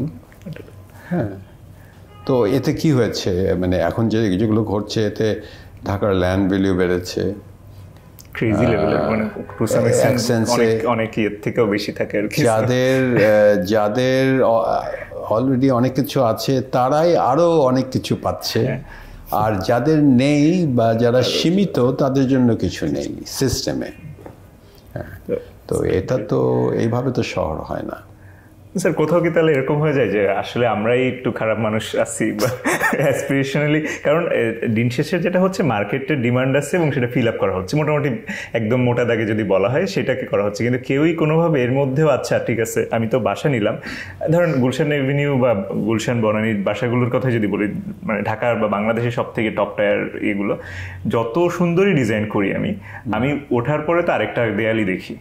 তো সেটা হয়তো ইন্টারনাল স্পেস বলি যে কিছু করা হচ্ছে, অনেক সুন্দর সুন্দর অনেক লাক্সারিয়াস অ্যামিনিটিজ অ্যাড করার চেষ্টা করা হচ্ছে, বাট বুটিক হোটেলের হ্যাঁ অনেকটা তো ওটা না, ওটা তো আরেক টপিক। দারুণ দারুণ বাড়ি ঘর হচ্ছে, ভেরি ইমপ্রেসিভ। বাইরে থেকে লোকজন আসলে number one they are very impressed construction quality দেখে, হুইচ ইজ ট্রু। বাংলাদেশের construction quality is very superior. আর এটা হচ্ছে এই কারণেই হবে হয়তো, কারণ খরচ টরচ করা যায়। হ্যাঁ, কিন্তু ওই যে ওইটার আউটকামটা বা এই যে ধরেন ওই যে শহরে এটা মানে ওইটুকুই তো, এর পরে তো আর বের হচ্ছে না। হ্যাঁ, মানে ওই যে আমি এটাও অনেক সময় আলোচনা করেছি, এই যে বাড়িঘরগুলো হয়েছে, of course this is a new typology, new lifestyle অনেকের জন্য, সবার জন্য না, যাদের জন্য ওই সংখ্যাও কম না যাদের জন্য করা হচ্ছে বা হয়েছে। কিন্তু এই আমি ঠিক জানি না এটা কী ধরনের লাইফস্টাইল। এক তো সাজানো গোছানোর ধরনটাও অ্যাডপ্টেড, এখানে আর্কিটেক্টরা অনেক ইনোভেশন এনেছে, কিন্তু আমি কোনো ওই যে ডোমেস্টিক সেন্সিবিলিটি যেটা দেশের, যেটা তুমি এখন একটা ইতালির অ্যাপার্টমেন্ট বিল্ডিংয়ে গেলে বা ওর সাথে কম্পেয়ার করে ব্রাজিলে ওখানে পাবে। হ্যাঁ, যে এই যে ডোমেস্টিক তো একটা ব্যাপার। অনেক অ্যাপার্টমেন্ট, আমার নিজের অ্যাপার্টমেন্টই তো মানে কেমন চকচকে গ্লাস, মানে ঠিক মানে যে রেসিডেন্সের ওটা ইনভেস্টিগেশন তো হয়নি, মানে আমি আমার বসবাসের জায়গা কীরকম হবে। আর বাড়িঘর ওইগুলো যেগুলো আর কি তুমি যেগুলোর কথা বলছো, আমি এখন তোমাকে শক্ত করেই বলছি, most of them look like boutique hotels. কারণ বুটিক হোটেলে যদি থাকতে চাও, মানে আমার কি করার আছে, যাতে অ্যাসপিরেশনালি কিছু যে হয়তো মানুষ চাচ্ছেও, না হলে তো আর এটা এতটা হইতো না, বাট অ্যাসপিরেশনালি যাতে ওদেরকে ছেড়ে দেবো এখন, এটার একটা আলোচনা হওয়া দরকার হচ্ছে, কিন্তু এবং আলোচনা এবং ক্রিটিকও হওয়া দরকার, সেটার জন্যই বলতেছে। কিন্তু ওই যে বললাম যে এটা হচ্ছে, কিন্তু কেউ এত কিছুর পরে মনে করতেছি না কেন, যখনই আমি বের হইতে দেখতেছি বৈপরীত্য বা দ্বৈতটাতে তো আমি বের হলেই নিচে মানে গেটের বাইরে গেলেই দেখতে পাচ্ছি, স্টিল কোনোভাবে মানে সামষ্টিগতভাবে আমাদের মাথায় এটা কেন কাজ করতেছে না যে না আমার এটা দরকার, শহরটাও দরকার ছিল আমার, শুধু ঘরটা না, কারণ ঘরগুলোতে তো প্রচুর এক্সপেন্সিভ, এগুলোতে তো পয়সা খরচ করা হচ্ছে, এইটা কোনোভাবে হইতে পারতেছে না কেন, এটার এত বিমুখিতা কেন? কারণ এখন তো ধরেন এই বাঙালি এলিট বা ইভেন বাঙালি মধ্যবিত্ত ছুটি কাটাইতে হয়তো দেশের বাইরেই চলে যেতে পারে। সো এটা কি মানে এই এসকেপিজম বা এটা কেন, মানে কোনোভাবে শহরটা একটা ভয়ানক একটা ব্যাপার। তা আমি তো মনে করি, এখন তুমি আমাকে পুশিং মি, এই ধরনের বাড়ি ঘরই ইজ এ কাইন্ড অফ এসকেপিজম। আমি ঘরের মধ্যে গিয়ে বসে পড়ি আর মোটা পর্দা টেনে দেই, আমি কি খুলে রাখতে পারি? হ্যাঁ, মানে অ্যান্ড দেন ঘরটা ইজ এয়ার কন্ডিশন, প্রথমে মোটা পর্দা, তারপর air condition. I am disconnected with the rest of the world, কারণ আমি বাইরের পৃথিবীটাকে আমি ট্রাস্ট করি না। হ্যাঁ, কতজন দেখো ছোট ছেলে মেয়ে বা মহিলা রাস্তায় হেঁটে যাচ্ছে, মানে ওই ডেমোগ্রাফির। হ্যাঁ, তো মানে ওই যে রবীন্দ্রনাথের ঘরে বাইরে, হ্যাঁ, বাহিরটা is not to be trusted. আর এক নম্বর তো ধুলো, ময়লা, আওয়াজ, যারা ওই রাস্তায় মানে তুমি অল সর্টস অফ পলিউশন, স্ট্রোলিং করা কয়জন করে? হেঁটে বেড়াবো আমি আমি আমি তো আমার বাসা যেখানে আছে আমি হেঁটে চলে যেতে পারি 15 মিনিটে, হেঁটে যাওয়া যায় না কারণ হাঁটার উপযোগী না। এটা হলো আরেক ব্যাপার, মানে এটা নিয়েও আগে কেউ বলেনি, I said it, I have to tell you that, please আমাকে সাধুবাদ জানাও। ফুটপাত, ফুটপাত নিয়ে ফুটপাত একটা কিছু হলো, এটা নিয়ে কী আলাপ করার আছে? ঢাকা শহরে ফুটপাত নাই। I don't call this footpath, it's like a shame, রীতিমতো শেম।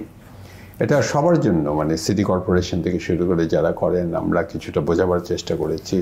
গুলশান অ্যাভিনিউতে যে এখন অ্যাটলিস্ট রোলিং ফুটপাথ আছে, যেটার হাইট একটা ভদ্র হাইটের আছে 9 ইঞ্চি, আর কত জায়গায় তুমি যাও দেখবে 5 ফিট 4 ফিট, মানে আমার একটা র্যাম্প বা সিঁড়ি লাগবে ওঠার জন্য, আর এখানে তো দেখেছো অনেকে ছোটোখাটো সিঁড়ি দিয়ে রাখে। মানে হোয়াট ননসেন্স ইজ দিস? এক তো এটার উচ্চতা, আরেক হচ্ছে যাওয়ার সময় নেমে যাচ্ছে, ভেঙে যাচ্ছে। আরই মানে আমি তো, তুমি এটা উঠাওনি আমার লেখার ব্যাপারে। আমি প্রথম নিউজ পেপারে লিখতে শুরু করি, তখন কেউ এই শহর আর্কিটেকচার এটা নিয়ে ওইভাবে কেউ লিখতো না। 90 দশকের আগে ডেইলি স্টারের জন্য শুরু করি। আরেকটা ছিল যে চেতনার সাথে ডেইলি স্টারের একটা প্রোগ্রাম করেছিলাম এই শহর নিয়ে, এখন মনে হচ্ছে না। সেটাতে প্রথম একটা আর্টিকেল লিখেছিলাম, ওটার টাইটেল দিয়েছিলাম Dhaka is not a city. তারপরে বোঝাবার চেষ্টা করলাম কেন। তবে আমি বলছি, মানে যে জন্য বললাম যে সিটি ইংরেজি শব্দটা is related to civitas, civitas মানে আমরা একত্রে কিভাবে থাকবো। হ্যাঁ, সেখানে public space is like, public space মানে সবচেয়ে ভালো নমুনা। সেখানেই প্রকাশ পায় আমরা একত্রে কিভাবে থাকবো, সবার জন্য সেটার স্থান। এখানে এ আসতে পারবে না, ও যেতে পারবে না, আমি যেতে ভয় পাই বা যাওয়া যাবে না, সেটা হতে পারে না। ওখানেই ডেমোক্রেসির আসল অর্থ সেখানেই। সিভিটাস অর্থটাও গ্রিক থেকে এসেছে, ডেমোক্রেসিও গ্রিক কালচার থেকে এসেছে। যাই হোক, বলেছিলাম যে যেহেতু এই যে এই সিভিটাসের নমুনা, মানে সিভিক স্পেস, পাবলিক স্পেসের নমুনা ঢাকাতে খুবই ক্ষীণ, তাহলে এটা কি শহর বলা যায়? এইভাবে লিখেছিলাম। তো এডিটর সাহেব আমাকে লিখেছেন, না না না খালেদ, এই Dhaka is not a city বলা যাবে না। তো ওটা বোধহয় অন্য নামে দিয়েছিলাম। ওকে, তার মানে এটা পাবলিশ করা হয়নি, ওই নামে হয়, অন্য নামে পাবলিশ হয়েছে। সো হ্যাঁ, না না না না, ঢাকা ইজ নট সিভিলাইজড লিখেছিলাম। মোর ইয়ে ছিল আর কি, ওটা রেটোরিক্যালি বলেছিলাম আর কি। কিন্তু এই যে ফুটপাতের ব্যাপারটা 5 ফিটের বাইরে আমি শুনছি অনেক, মানে যখন প্ল্যানিং লেভেলে এগুলো নিয়ে অনেকে আমাকে বলছে যে 5 ফিটের বেশি দিলেই নাকি একটা গাড়ি চলে আসবে। হ্যাঁ, একটা না হোক একটা বিয়ে চলে আসে যে 5 ফিটের বেশি কেন আর ফুটপাত লাগবে টাইপ একটা অ্যাটিটিউড আছে আমাদের। এইগুলো কোথা থেকে অরিজিন হয়েছে আই হ্যাভ নো আইডিয়া। এটা ইঞ্জিনিয়ারদের কাজ। আচ্ছা, ওই যে ড্রেন, ফুটপাতের নিচে তো ড্রেন। ওকে, একটা হলো ড্রেন।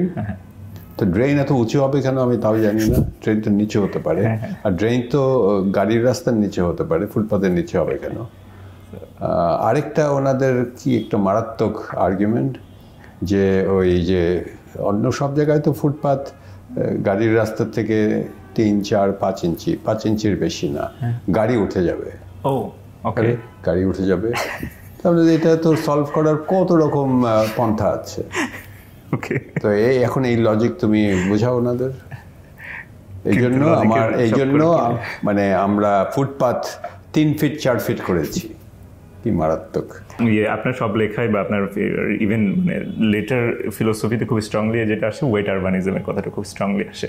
স্যার এইটার মানে obviously this is more logical, কিন্তু আবার যদি আমি এখন মানে অন্যভাবে যদি আপনাকে বলি, স্যার এটা আমরা অ্যাপ্লাই করতে চাই এখনকার কন্ডিশনে, যেটা অলরেডি আমরা বেশ একটা হচপচ বলি বা যাওয়া খিচুড়ি যেভাবে বলে একটা কিছু তৈরি করে ফেলছি, এইখানে এটার অ্যাপ্লিকেশনে আপনার যদি একটা গাইডলাইন, রোড ম্যাপ যেটা আপনি বলেন, একটা ওয়ে অফ লাইট দেখানো, সেটা কিভাবে করা যেতে পারে? এটা তো আমরা কাজ করেছি, এটা এক্সিবিট করেছি, লিখেছিও, ওই নিউজ পেপারেও বহুত কিছু লেখা আছে। হ্যাঁ, মানে ওয়েট আরবানিজম একটা টার্ম। হ্যাঁ, ওই যে থার্ড ফর্ম যেটা বলেছি দুটোর মধ্যে মেলবন্ধন করা, মানে ইকোলজি বলেছি, আমি এটাকে ইকোলজি/হাইড্রোলজি বলবো, কারণ ঢাকার ইকোলজি মানে হাইড্রোলজি, মানে পানি ভিত্তিক। নদীর পানির ফ্লো, অনেক সময় ওভারফ্লো, ফ্লাড বলি না, ওভারফ্লো বলি, কারণ ওভারফ্লো করবেই। এখন তুমি যদি ওভারফ্লোর এই লেভেল থাকে, এর নিচে বাড়ি করো, পানি চলে আসতে তখন ওটাকে ফ্লাড বলবে। আর সো ইউ ডিসাইড যে তুমি বাড়ি ঘর কোথায় করবে, কিভাবে ক্লাস্টার করবে, হ্যাঁ, এবং পানিকে ফ্লো করে যেতে দিতে হবে। তো ওটা তো আমি মানে যেভাবে আমরা নদী নালা খাল বিল দখল করে ভরাট করে আগাচ্ছি, তো এটা এইভাবে তো হবে না। পানির জায়গায় থাকতেই হবে, এটা তো সবাই বলবেন, এটা কেউ অস্বীকার করতে পারবেন না। কিন্তু পানিকে আমরা অনেক সময় অস্বীকার করি, হ্যাঁ, ঢাকায় বসে, হ্যাঁ, যেটা আমি একভাবে বলেছিলাম যে এই ড্রাই আইডিওলজি আর বনাম ওয়েট ফেনোমেনন। ড্রাই আইডিওলজি মানে আমরা শুষ্ক থাকতে চাই শহরে, মানে আমিও নিজেও, হ্যাঁ, আমি কি ধপাস করে পানিতে নেমে যাব? ধপাস করে পানিতে নামে দুইজন, একজন হচ্ছে কৃষক, আরেকজন যদি মাছ ধরেন। আমার গ্রামেগঞ্জে কিন্তু এই ডিফারেন্সটা মানে খুবই ব্লার্ড, হ্যাঁ, ধপাস করে এই ছোটো ছোটো ছেলেমেয়েরা ধপাস করে পুকুরে লাফ দিচ্ছে, আবার দৌড় দিয়ে বাসায় চলে যাচ্ছে। তো সেটা রোমান্টিকভাবে বলছি না, প্র্যাকটিক্যালি হ্যাঁ, আমরা শুষ্কতা শহরে বজায় রাখতে চাই, পানিকে ঠেলে রাখতে চাই, এর সব জায়গাতেই এই জিনিসটা এসেছে। কিন্তু বাংলাদেশ এমন একটা দেশ, পানিকে ঠেকিয়ে রাখা এটা শুধু বোকামি না, ধৃষ্টতা। হ্যাঁ হ্যাঁ, তো তোমাকে একেবারে ওই যে থার্ড ফর্ম বলেছি তা না, পুরো শহরটাই তোমাকে চিন্তা করতে হবে পানির সাথে সম্পর্কিত। মানে পানির ফ্লো হতে হবে, জলাশয়, জলাভূমি, দিঘি, পুকুর রেখে তোমাকে পুরো শহরটা গোছাতে হবে। হ্যাঁ, মানে not the third form, the whole form should be organised with water. আমরা যেমন এখানে আমাদের সাথে জিওগ্রাফার আছে, প্ল্যানার আছে, ওদের সাথে কাজ করে আমি নিজেও অনেক কিছু শিখেছি। ওয়াটার বেসিন বা রিভার বেসিন নামে একটা টার্মিনোলজি আছে, মানে একটা এলাকায় কতগুলো পানি চলাচলের বাউন্ডারি আছে। মানে ওই নদীর পানি খাল হচ্ছে, আবার উপচে পড়ে পানি ভরা মৌসুমে ফ্লাডেড হয়ে যাচ্ছে, কিন্তু ওটার একটা বাউন্ডারি আছে। So you first have to calculate that boundary, organize that.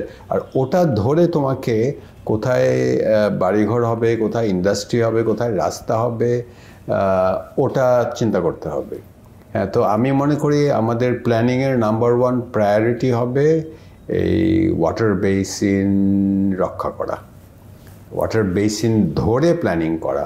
কিন্তু কোথায় আমি প্ল্যানিংয়ে দেখি না, আমি ওটা কোথাও লুকিয়ে আছে হয়তো in the discussion, it is there somewhere, but it should be priority number 1। এই ঢাকা, এই যে এটা হচ্ছে ঢাকার ওয়াটার বেসিন আর ঢাকার শহর, এটা এইখানে বিভিন্ন চ্যানেল আছে। ঢাকা শহরকে চিন্তা করবে not as an isolated city. তুমি যদি রাজুকের ড্যাপ প্ল্যান দেখো, মানে obviously for technical reasons or practical reasons or jurisdictional reasons একটা বাউন্ডারির মধ্যে, তাই না, তারা প্ল্যান করে ওই বাউন্ডারির মধ্যেই। কিন্তু ঢাকা শহর তো ওখানে থেমে নাই, তাই না। আগে তো ছিল north city corporation, south city corporation, এখন রাজুক বেড়ে হয়েছে ড্যাপ এরিয়া, আরও বড় হতে পারে। কিন্তু the Dhaka is a reason, the city is a reason. আমরা এখন কাজ করছি যে আমাদের রিজিনাল প্ল্যানিং করতে হবে। ঢাকার সমস্যার সমাধান করা যাবে ঢাকার বাইরে গিয়ে, এটা আমাদের স্লোগান। হ্যাঁ, আমরা রিজন ধরে কানেক্টিভিটি করা, না, রিজনটা ইজ এ হাইড্রো রিজন, যেটা ওয়াটার বেসিন বলছি। ওটা ধরে কোথায় কি হবে, কোন শহরটা কিভাবে ডেভেলপ করব, মানে ছোট ছোট শহরগুলো যেগুলো আছে, তো এইগুলো তো আমরা অনেকেই চিন্তা করছি না। এখানে আবার আর্কিটেক্ট না, প্ল্যানারদের কথাও চলে আসে। তো এইগুলো যদি তুমি মাথায় রাখো একটা একটা করে, তাহলে তুমি ওই যেটা সোকল ওয়েট আরবানিজমের দিকে যাবে। মানে পানিকে ঘিরে, আমি পানির মধ্যে ডুবে থাকবো না, চাইলে ডুবে থাকতে পারি, কিন্তু আমার পানির যে চরিত্র, পানির প্রবাহ, এটাকে আমি অ্যালাউ করব। পানির সাথে কিন্তু অন্যান্য জিনিস আছে, পানির সাথে বায়োডাইভার্সিটি আছে, সবুজায়ন আছে, মানে it's the fundamental life of the city. তো ওটাই যদি আমরা মানে বন্ধ করে দেই, চেপে ধরার চেষ্টা করি, তাহলে তো চেপে ধরবো আমরা নিজেদেরকে। Very important. মানে এটা আমি ইনফ্যাক্ট আপনার এখানে এগুলো পড়ার পরে আমি আরো বেশি কনভিন্স যে আমাদের আসলে প্ল্যানিংটা শুরুই করা উচিত হচ্ছে ওয়াটার লাইন থেকে। ফার্স্ট ওয়াটার ফ্লোটা আমি ডিসাইড করার পরে আমি এবার ডিজাইনটা করতে পারি। ওটা তুমি সবই করো, তুমি পূর্বাচলের মতো হাউজিং করো না, কিন্তু পূর্বাচল কিভাবে হয়েছে বলো আমাকে? ওটা তো পুরো ভরাট করে মানে ক্লিন স্লেট করে তারপরে আবার আয়রন প্যাটার্নে সাজানো হয়েছে, তারপরে আবার খাল করা হয়েছে। আর এই খাল তো ছিলই আগে ওখানে। আপনি ওই যে তুমি যদি আরেকটু নর্থে যাও, ঢাকার আমি কিন্তু গুগল ম্যাপ দেখি, খুব মজা লাগে আমার, মানে এই যে এরিয়াল ভিউ, মানে এই যে ঢাকার নর্থ ইস্টে এখনো আছে এই পূর্বাচলের কোনায় যে উপরে যাও, ফ্যান্টাস্টিক জিওগ্রাফি, এই ফিঙ্গারের মতো এরকম। তো যেগুলো ফিঙ্গার ওগুলো হচ্ছে উঁচু জায়গা, ওখানে বসতিগুলো, আর যেগুলো নিচু ওখানে ধান ক্ষেত, পানি আসলে পানি ভরে যায় ওখানে, মাছ চাষ যাই হয় করে, পানি চলে গেলে আবার ধান ক্ষেত। তো এই যে ফিঙ্গারগুলো ওগুলো ধরেই আমরা শহর তৈরি করি না কেন? আছে পৃথিবীতে, আমি এখন নাম বলে লাভ নেই, আছে পৃথিবীতে। তো এটা তো ফান্ডামেন্টাল। আমরা ফান্ডামেন্টাল জিনিস বলে আমরা আরও ফান্ডামেন্টাল জিনিস করছি, মানে ক্লিন স্লেট। তো এটা তো মানে বিরাট অন্যায় কাজ করেছি আমরা সবাই মিলে। আরেকটা আপনি একবার বলছিলেন যে ফিউচার ইজ স্মল সিটিজ, ছোট শহর, সেটা মানে এটা কি ঢাকার সাথে কানেক্টেড হওয়া বা নাকি ইন্ডিভিজুয়াল সিটি? আমি যখন ওটা বলেছি তখন পুরো বাংলাদেশের কথা বলেছি, কারণ আর ঢাকার সাথে যেগুলো আছে, ওই যেটা ঢাকার রিজন যেটা বলছি, ওটা ঢাকার সাথে আরও সম্পৃক্ত। তো ঢাকার যে কতগুলো সমস্যা আছে, ওগুলো হয়তো জানি না, কেউ তো আর গ্যারান্টি দিতে পারে না, সেটা কিছুটা হ্রাস পেতে পারে যদি আমরা এই টোটাল রিজনের শহর, নগর, ছোট শহর এবং গ্রামগুলো। মজার জিনিস যে রাজুক ড্যাবে বলছে যে কত 30% হচ্ছে অ্যাগ্রিকালচারাল এরিয়া। এটা চিন্তার বাইরে একটা, মানে চিন্তার বাইরে শহরে 30% হচ্ছে অ্যাগ্রিকালচার। তাহলে ওগুলোর ভবিষ্যৎ কি? না, ছেড়ে দিলে তো এরকম হাউজিং হয়ে যাবে ছেড়ে দিলে, কিন্তু ওগুলো রেখে কি করা যায়? তো we have to think in a very creative way, ওগুলো রেখে কি করা যায়। কারণ ওই শুধু ফুড সিকিউরিটির জন্য না, ইকোলজির জন্য ওই জায়গাগুলো জরুরি। ওগুলো তো মানে ধান ক্ষেত তো after all is a human landscape, কিন্তু ওটার তো সবুজ, পানি আছে, সবুজ আছে, তো ওটার ডেফিনেটলি ওটার ভ্যালু আছে। না, ছোট শহর ভবিষ্যৎ এই জন্য যে ছোট শহরও অনেক কিছু ঘটে যাচ্ছে, কেউ বসে নেই। আমাদের যেই একটা ইকোনমিক আপসুইং হয়েছে, তো সব জায়গায় আমরা গেলে দেখতে পারি। কুমিল্লায় গেলাম, কি সুন্দর একটা শহর ছিল। বা আমার আরেকটা জিনিস, আমরা অনেক ছোট শহর নিয়ে কাজ করেছি, এই ইনস্টিটিউট করার সুবাদে নিজেরাও অনেক শহর ঘুরে দেখেছি। আপাত দৃষ্টিতে ছোট শহরগুলো মনে হয় সবগুলো প্রায় একই রকম, একটু খুঁজলেই দেখবে যে এক একটা শহরের এক এক রকম চরিত্র, ছোটোখাটো চরিত্র, এবং they want to retain that. আমরা সিলেটে কাজ করেছিলাম, তখন অনেক সিলেটবাসী বলছে আমরা সিলেটের মতো রাখতে চাই, ঢাকা হতে চাই না, কিন্তু আবার হচ্ছে। দুটোই আছে, এই যে তুমি অ্যাসপিরেশন বলো না, দুটো অ্যাসপিরেশনই আছে। হ্যাঁ, তো আমরা তখন একটা স্লোগান দিয়েছিলাম, let's Sylhet be more Sylhet. হ্যাঁ, তাই না? তো খুঁজে বার করতে হবে ওই শহরের নিজস্বতাটা কি, এবং ওটাকে ধরে, আমি আর লিস্ট করে বলতে চাই না শহরের সিলেটের কি আছে, বাট কুমিল্লার কথা বলছিলাম। কুমিল্লা তো আমি আগের থেকে জানি, এই দিঘি ঘিরে বাড়িঘর, মানে পাড়াটা দিঘি ঘিরে। আরে দারুণ একটা কনসেপ্ট না? প্র্যাকটিস, কনসেপ্ট না, একটা প্র্যাকটিস। আর দোতলা তিনতলা বাড়ি ছিল অনেক আগের থেকেই। হ্যাঁ, ঠিক আছে, এখন নতুন তাগিদে বাড়িঘর বানাতে হবে। গিয়ে দেখি যে ভিক্টোরিয়া কলেজের আশপাশে দোতলা তিনটা বাড়ি তো প্রায় ভ্যানিশ, 10% আছে। সব দেখি 10 থেকে 14 তলার টাওয়ার। ওটার মডেল তো ঢাকা। তো এটা ওই অরিজিনাল যে একটা সুন্দর টাইপোলজি ছিল, এবং টাইপোলজি শুধু না, এই যে পাড়া তো পরিবেশ, কারণ যত তুমি লো করবে গ্রাউন্ডের সাথে রিলেট করে, মানুষের এই সহজ ইন্টারাকশন করার ক্যাপাসিটি বেড়ে যায়। আর যত উঁচু হবে, যেটা এখন আমরা সবাই আমি তো আমার বাসায় গিয়ে আমার অ্যাপার্টমেন্টে ঢুকে যাই, ইন্টারাকশনের তো কোনো সুযোগই নাই। তো এই যে হরিজন্টাল ম্যাট্রিক্স, এটা তো ব্যাহত, এবং ছোট শহরগুলো এখনও হরিজন্টাল ম্যাট্রিক্সের আওতায় আছে, এটা নষ্ট হয়ে যাচ্ছে। মানে শুরু হয়েছে আর কি, ওদের নষ্ট হওয়াটা শুরু হয়ে গেছে আর কি। আর ফিউচার এই জন্য যে আমাদের তো এই যে যেটাকে মানুষ নগরায়ন বলে, এটা তো বাড়ছেই। তো সব তো আর ঢাকামুখী হবে না। তো কতগুলো শহরকে আমরা চিন্তা ভাবনা করে স্বয়ং সম্পূর্ণ করা যায় কিনা, এবং নতুন একটা আরবান ফর্ম দেওয়া যায় কিনা, এটা তো চিন্তা করার ব্যাপার আছে। এটা তো বিরাট কাজ এবং খুব এক্সাইটিং। আমি তো জানি না হচ্ছে কিনা, স্কুলগুলোতে এটা নিয়ে এক্সারসাইজ করা উচিত। এটা নিয়ে শুধু আমরা কেন, অন্যরাও এক্সিবিশন করেন। এটাও একরকম। আরেকটা জিনিস তুমি বলো না, ডিজাইন অ্যাক্টিভিজম, এটা একটা design research practice and design activism. হ্যাঁ, কারণ এটা তো আমাদের একটা ল্যাঙ্গুয়েজ, একটা আর্কিটেক্টদের নিজস্ব ল্যাঙ্গুয়েজ, তাই না? আমরা আঁকতে পারি। এটাও মনে আছে আমার, আমি যখন ডেইলি স্টারের জন্য লিখতে শুরু করি, প্রথম দিকটা লেখা was like criticising Dhaka city.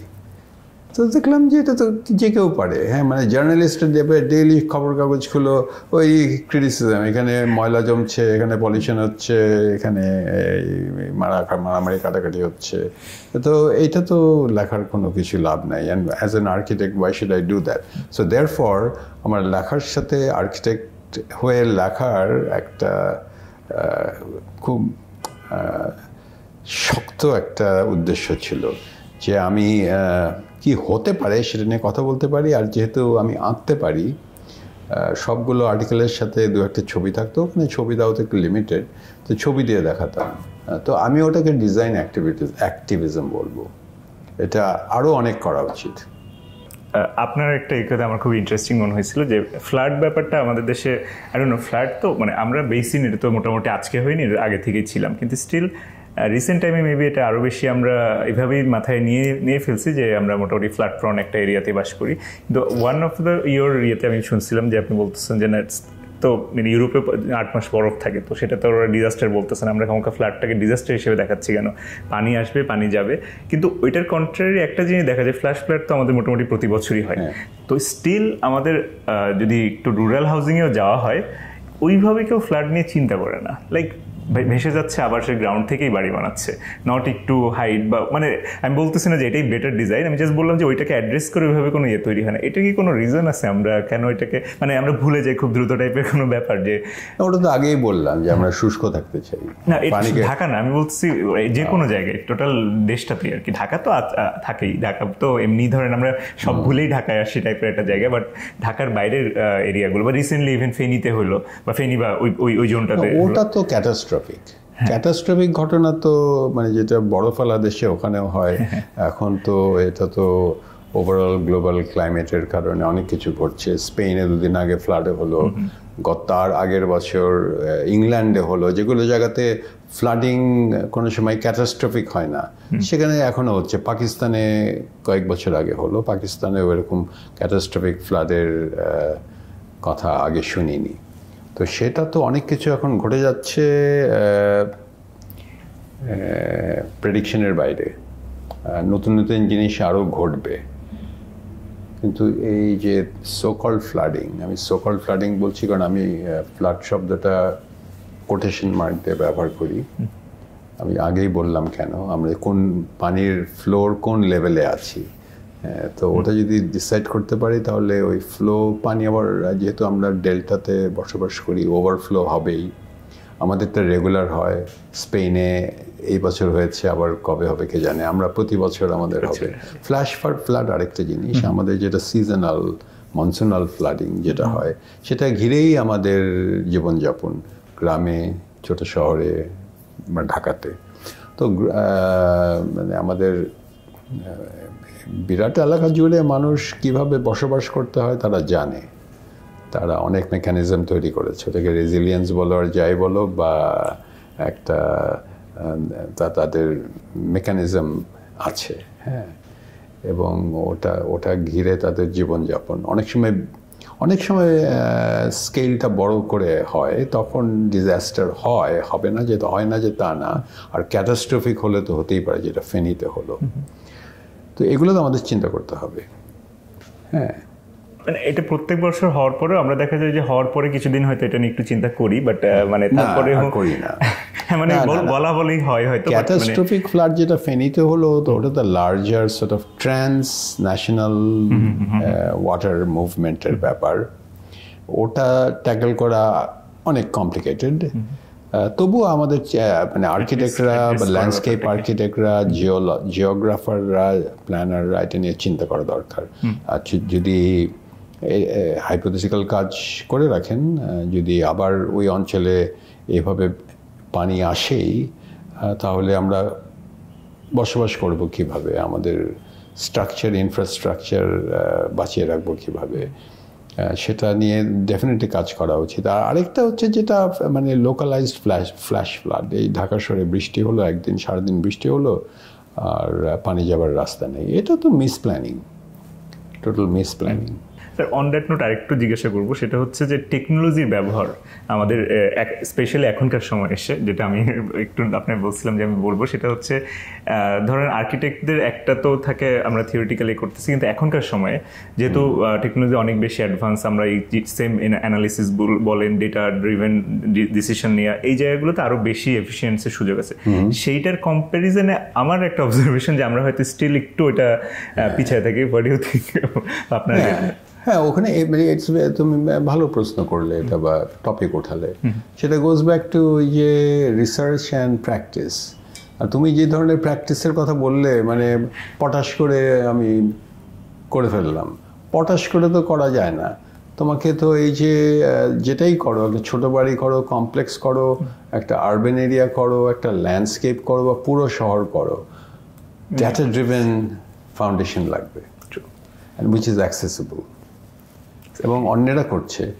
আমি একটা ছোট বাড়িতে রোদ কিভাবে আসবে, বৃষ্টির পানির ডিরেকশন কি, এগুলো তো মডেলিং করে অনেক কিছু বার করা যায়, এবং এই মডেলিংয়ের ভিত্তিতে তোমার বলছেন যে ডিজাইন করা যায় না, ওটা রেসপন্ড করলেই একটা জিনিস দাঁড়িয়ে যায়। অনেক আর্কিটেক্ট ওটা মজা পায়, ওভাবেই করে। হ্যাঁ,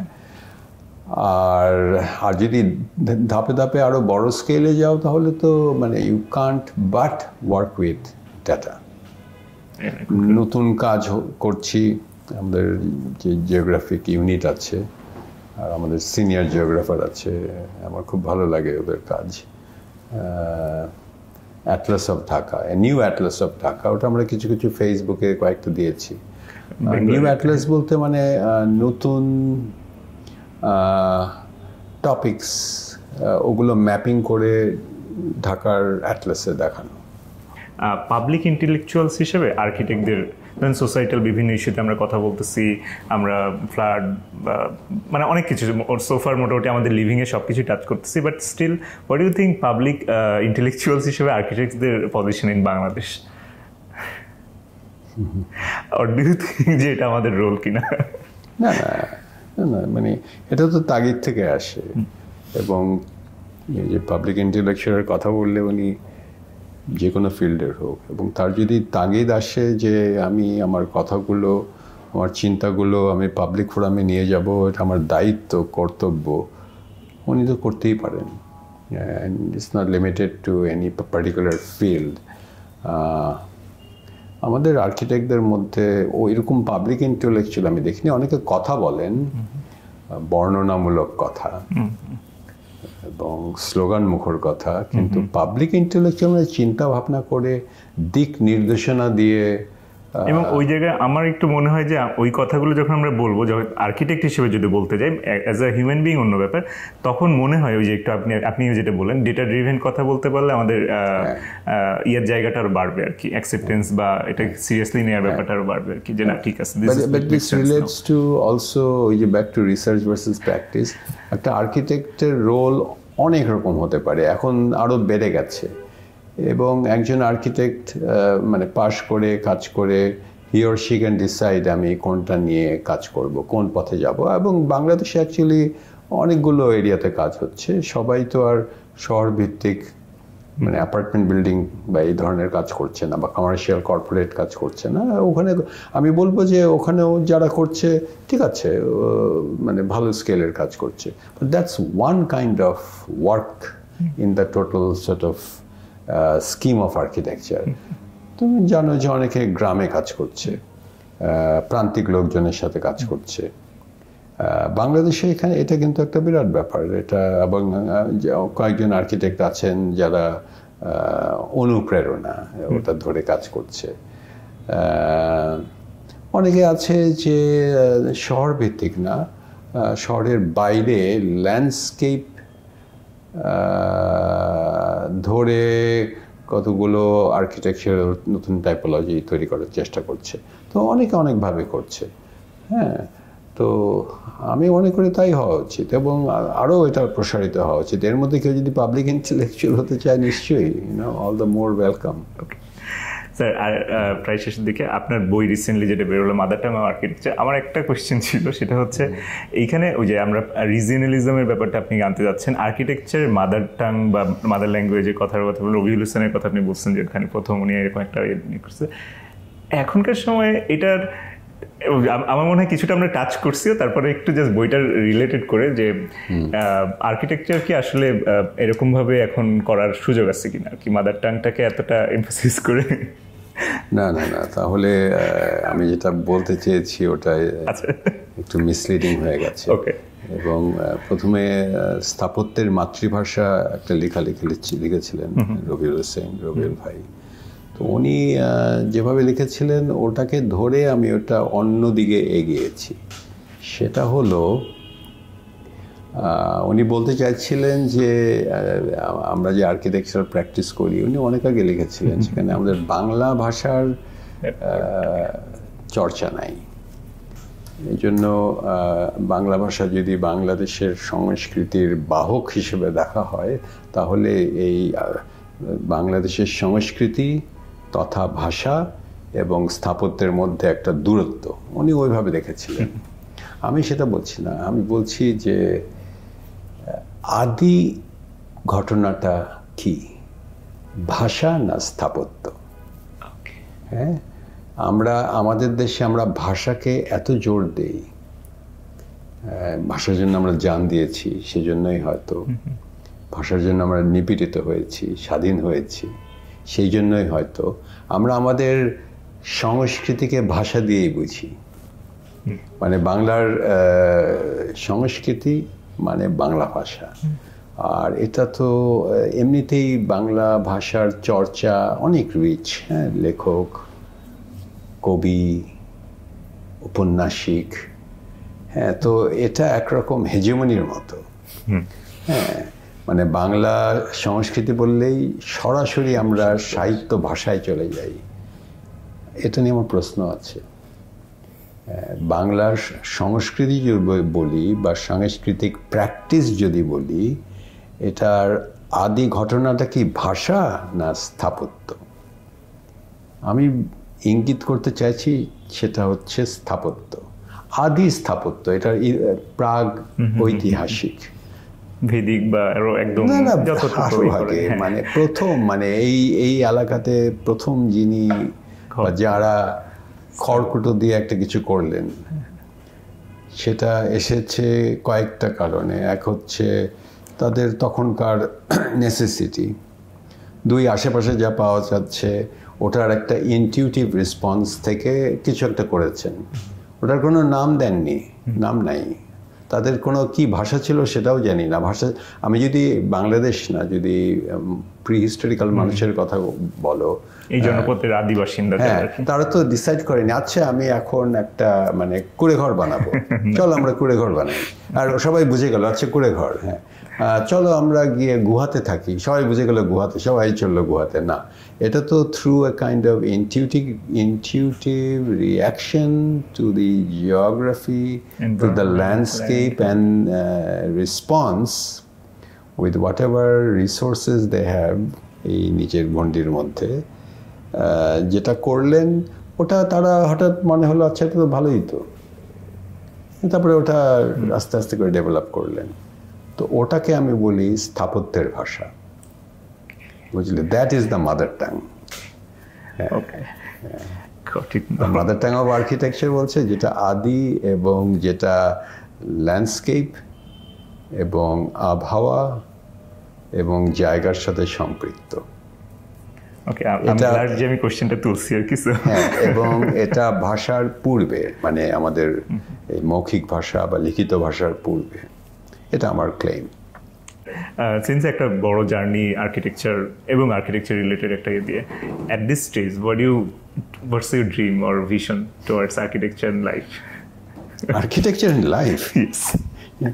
তাহলে তো মানে আমাদের গুরু মাজার ইসলামের মতো বলতে, প্লিজ প্লিজ এটা বলবেন না, আরো অন্যভাবে বলবে ছি ছি ছি ছি, এটা বলবেন না।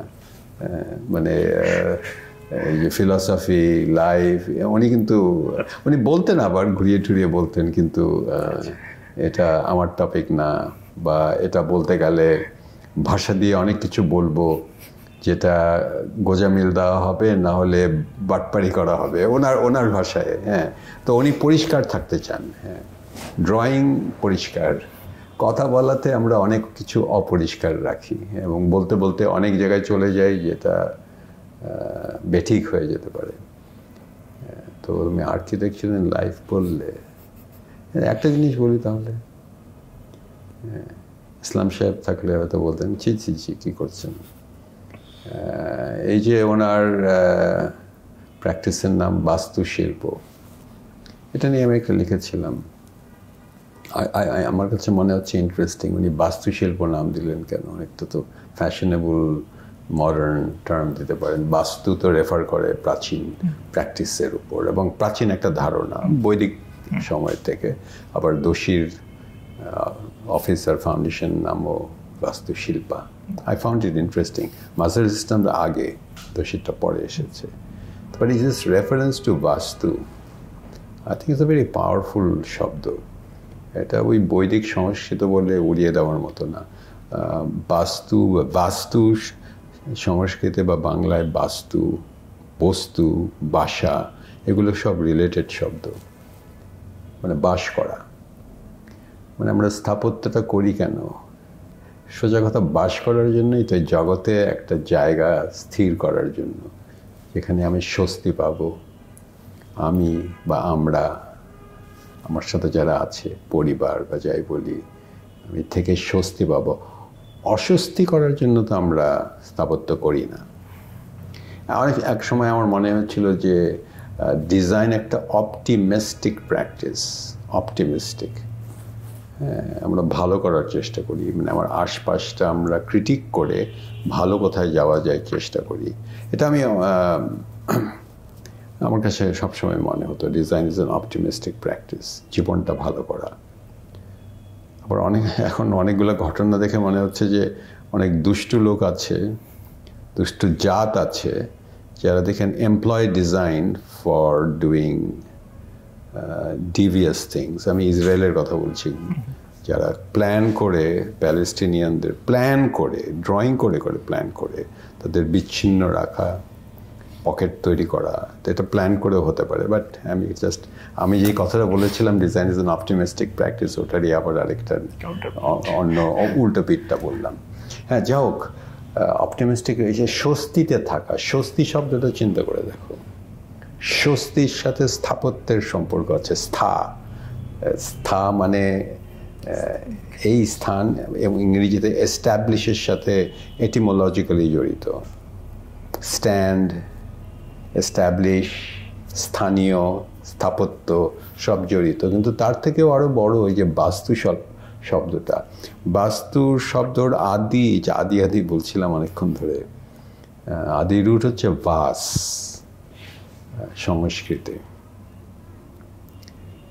আর তারও আদি হচ্ছে আস। আস শব্দটার অনেকগুলো উৎপত্তি আছে। একটা আজ থেকে তো বাস্তু হলো, আজ থেকে অস্তিত্ব। বাংলায় অস্তিত্ব, সংস্কৃতে অস্তিত্ব। তাই চিন্তা করে দেখো, আজ থেকে অস্তিত্ব, আজ থেকে বাস্তু, বাসা। তার মানে আমার বলে দিতে হবে? তো মানে স্থাপত্যের কাজ হচ্ছে আমার অস্তিত্বটাকে পাকাপোক্ত, স্থায়ী বা প্রকাশ করা, নির্ণয় করা, এটাই। Thank you so much sir.